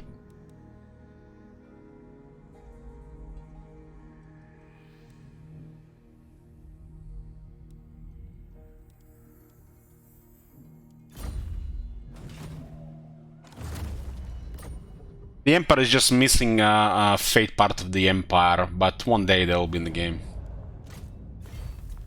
Okay. What do we have next? Next we have Let us begin. Balthazar Guild. One of my favorite lords in the game. One of the best characters in the Warhammer. And one of the shittiest factions in the game. And why is the shitty faction in the game? Because it's just a clone of Reichland. They couldn't even get a mix for him, something. Some lazy-ass mechanic like Imrik, or move them somewhere else. Suitable climate mountain, armor +10 for all units. Armor plus for all units is amazing. 2 more battle wizards, that's amazing. And wizards being cheaper, that's very good. Passion effects are amazing. Lord is an amazing wizard. Wizard magic cost -20% for a lot of metal. Missile strength +10 for 30 units, and more recruit ranks with battle wizards. Starts with mortars, so you gotta have some fun with artillery from the start. Started, just tuned in, can you say which faction should we attack? Skull France played him many times, but I never attacked other empires, for example. Well, the game set up the Wisseland for you to attack, but you should consolidate Reichland and that fort next to Reichland. And wait for the randomness to happen. Wisseland was the opening into Confederating Geld. That would be ideal.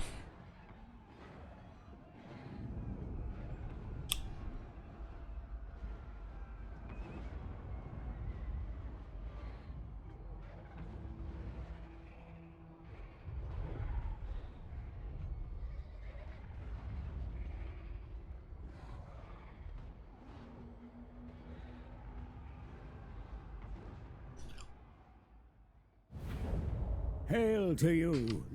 So Balthazar gets to lead his own faction, but look at this. He has the same system as Skull France. That is lazy. That is lazy, and I'm been upset over this for the longest time. Makes the Skull France look worse, and makes the Geld look like I have a shit faction. I'm definitely overreacting here regarding this, but don't let them get away with this shit like this, guys. Because if they can be lazy like this, they'll definitely try to be. Why the fact does this work like this is so bizarre. Let us begin. So Balthazar Guild is Elector Count of Solent, and he has the same mechanic as the Reichland. I hope we don't see this in Immortal Empires, but due to, you know, how things are, probably will. Geld is unique because he's the only Empire Wizard Lord, and he's pretty potent. Don't underestimate his lore. Just Searing Doom and Final Transmutation can add up, and random Gehennas, those three in combination can destroy entire armies. This guy has access to strong magic and cheap magic, spell magic. He's also flying with good missile resistance. Has access to 3 items, which makes him tougher. Various resistances. This one is gonna get automatically worse in Warhammer 3. That magic resistance should be ward save. Half of this magic resistance items should not just convert to spell resistance in Warhammer 3, it should be converting to ward save as well. So you get a faction that has a flavor for more armor. Starts with a Geld, which is you know, amazing, but it's using the Reichland mechanic. His items are decent. His stuff is better than the rest, but not the end of the world because you get 3 items. We'll be getting 3 mounts now. Has 3 mounts, is a Quicksilver on X16. Standard Wizard starts here. Lore Master, Lore Metal. Any wizard that has access to Lore Master is amazing. So you get 20% cheaper wins of magic cost for Lore Metal. And then you get Lore Master, Lore Metal, lower cooldown for Lore Metal. And then, on top of 20% cheaper Lore of Metal, you get -2 flat for Lore of Metal. That is ridiculous. That is beyond crazy. Turns Gelt into a wizard powerhouse.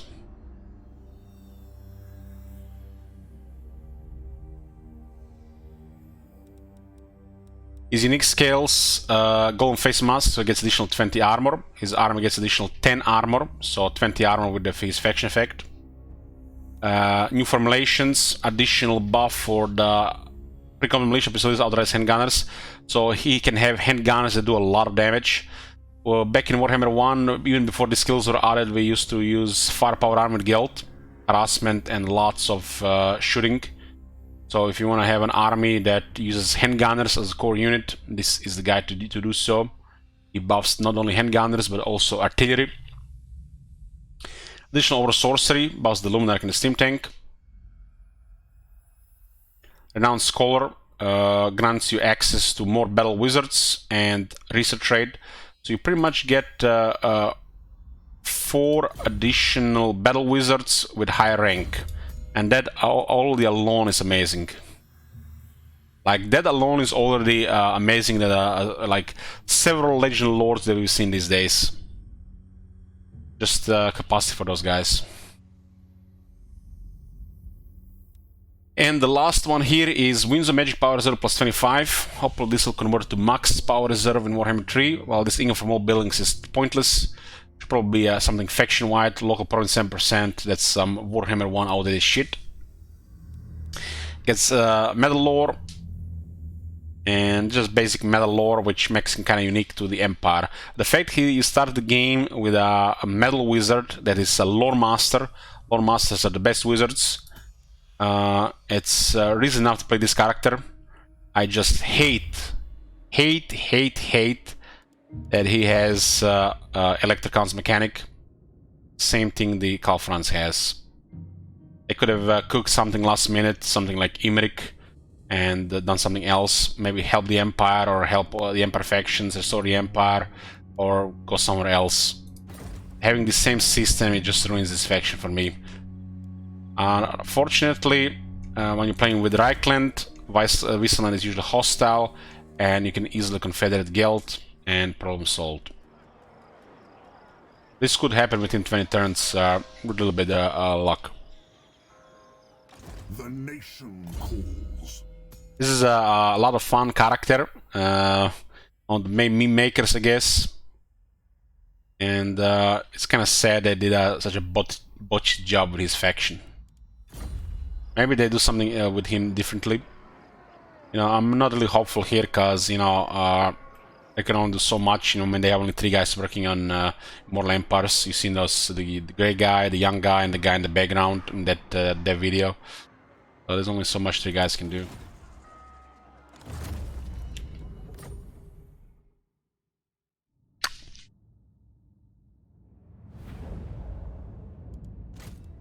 The last character of the Emperor, I mean, the Emperor has such unique characters, like all 4 are different. Marcus Wolfhard. You know why this guy is amazing? I don't even have to ask you this question here, guys. Of course you know. Because when they were creating the Marcus Wolfhard and Akai the Wanderer DLC, they spent all days but 1 day on Marcus Wolfhard, and on the last day of DLC, they made Nakai. So this guy got all the effort and he is fucking amazing. And the fact you have this guy in Lastria as the Empire with a unique flavor, unique mechanic, archery skills that make even Elite Anar, you know, kinda, you know, like, you know, weird, an Empire man better than a High Elf, but, you know, let's not go there. It's just incredible stuff. So what does this guy have? Emperor's Mandate. I guess the Emperor Mandate was too much to give to Gelt. Clone stuff for him. Receive the Emperor's acclaim by advancing the Empire's cause in Lastria, leading to the provision of better quality units to reinforce the expedition. I wonder if this guy is gonna go to Walkmer's new faction. If you look at this guy, still in Lastria, still amazing, still beautiful. Wolfheart's Hunters. Oh boy. Fun, fun, fun, fun. Attain the services of some of the finest hunters that have ever lived.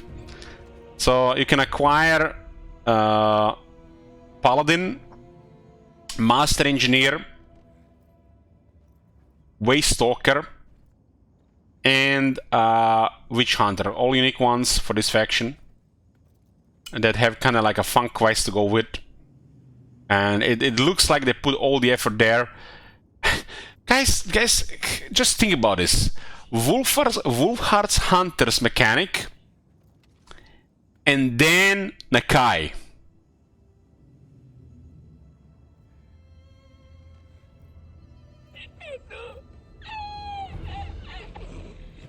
It too might as well be Nakai.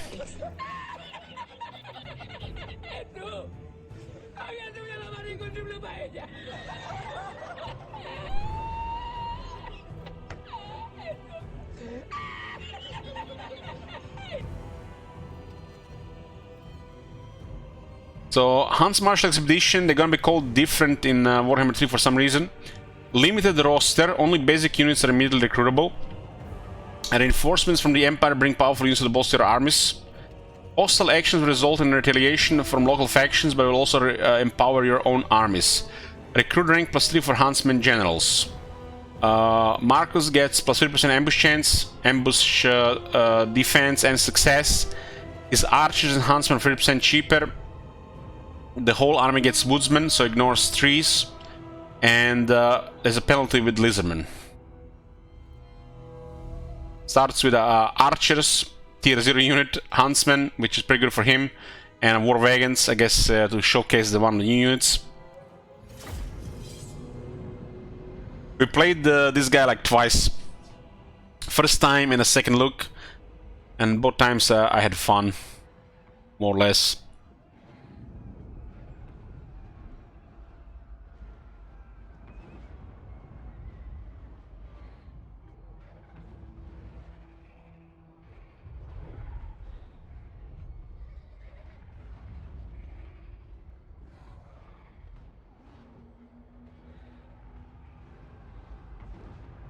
Apparently, war wagons were bugged since day one, and they never fixed in Warhammer 2. It might be fixed in Warhammer 3.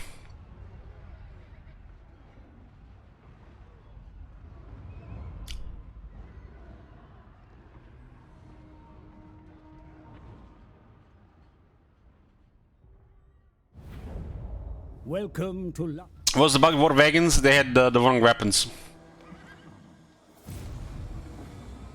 So you can immediately see we are no longer in the Empire.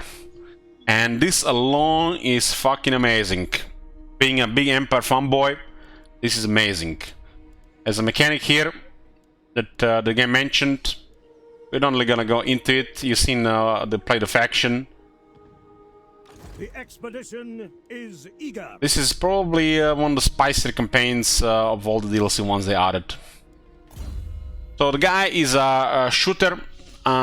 He doesn't have as much range as Altenar, but for what we played, it's slightly better than Altenar. Slightly better. Similarly designed as Altenar, but I think there was some kind of nerf that happened because of multiplayer, and they made one of his abilities worse. He had like a range execute ability which got nerfed. So he's a shooter. Fear magic missiles resistance here.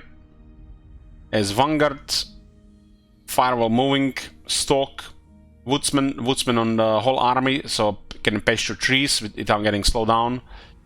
So he is faster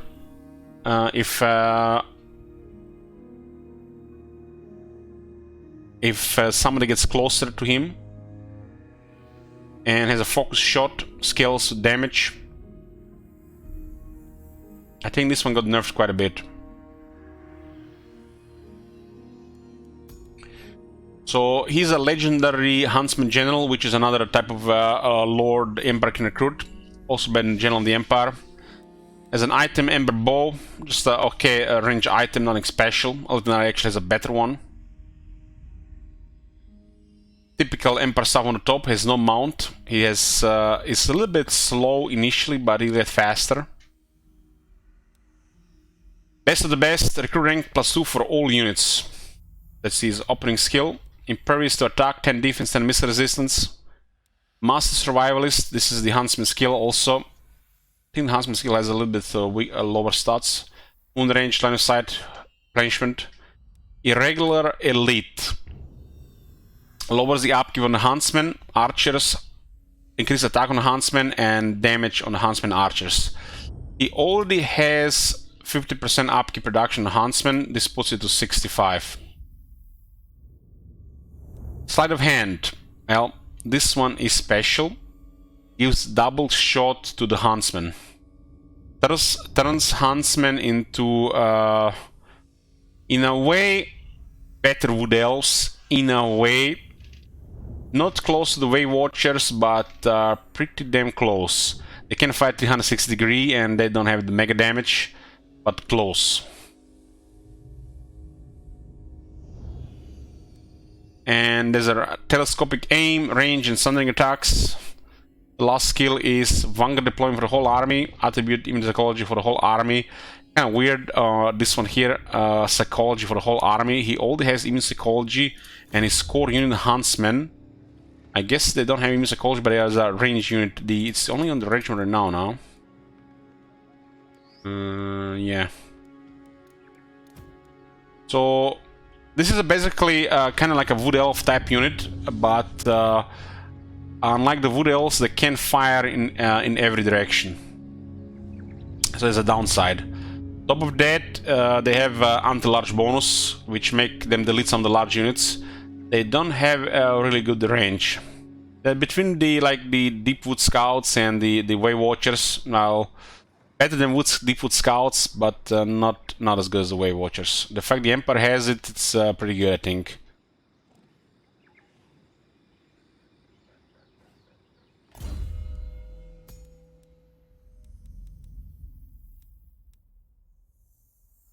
He has access to a ranged skill tree.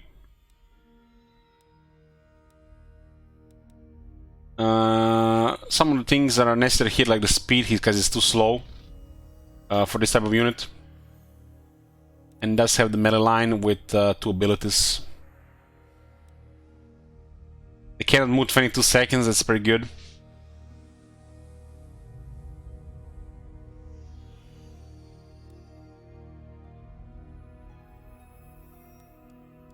So you get a different flavor lord with a faction that has a unique mechanic, and not only a different location, but actually a unique mechanic. You can piss off the lizardmen, they attack you, and you do get to pick special units that come from the Empire, and you then add them to the army from the Imperial supplies. Similar to it is with the regiments around are, but they're not rank 9. Wolfar Hunters, you get 4 unique characters. And this is a lot of fun.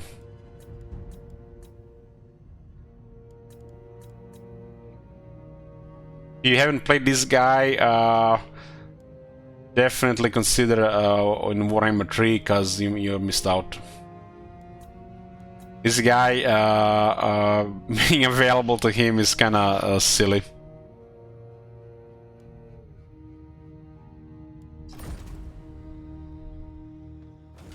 His technology tree is slightly different because of the being colonial stuff, right? Yeah, so it's just slightly bit different here due to a different position.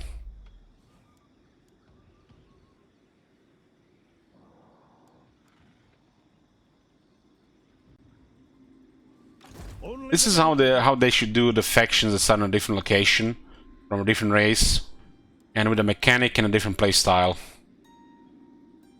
Man, they put so much effort in the Empire, and yet somehow the Empire still don't have a religion part of the Empire.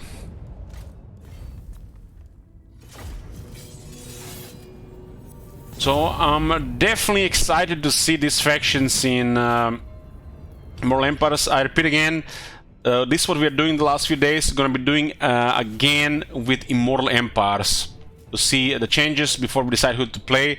And I'm fairly sure the first campaign we're gonna play is gonna be the Empire. Fairly sure. We're gonna call it a bit early today, and we still have plenty of time before Immortal Empires beta. I want to be fresh for the Dwarves, which is slightly ahead of the Empire as my favorite faction. It's kind of hard. The Empire is my favorite faction, and Dwarves my favorite faction. The Empire and Dwarves. What not? Empire and the Dwarves are my favorite factions, and I put the Vampires as third. Okay, there. There's always been like number one and then the next.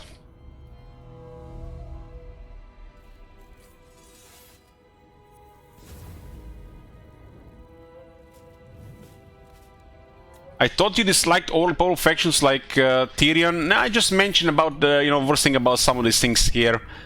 I don't give a shit about what you think about the Empire, FJK. I know you are a hater.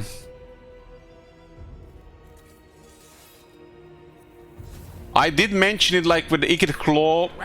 The only bad thing about the Ikit Claw that everybody has a high opinion of him, and everybody likes him, and I'm not the only one. And the moment we started doing those firepower armies, and then a few months later when it became the norm, everybody was like, I want to be special Pepega, special mob boys, not like everybody else. And I think factions like Ikit Claw are different. You can't even compare Tyrion to him, or any of the Empire really. Empire is just the most popular faction in the Warhammer, so it's different. While Ikit Claw clearly has a massive power creep around him. Feels good being Azak fan. Well, my favorite lord is Karl Franz. What's special about Karl Franz? Except his perfect face, beautiful armor, and ASMR voice. It's like, now what is special about Karl Franz? Aldorf, right? Reichland. This is far from even the top 15 strongest lords in the game. So, you like what you like. Karl Franz is my favorite lord, and I don't think they're ever gonna change. My favorite unit is Team Tank. Anyways, boys, to be continued. Thank you for watching. Good night. For the Karazhan Corps. Henry has only one king.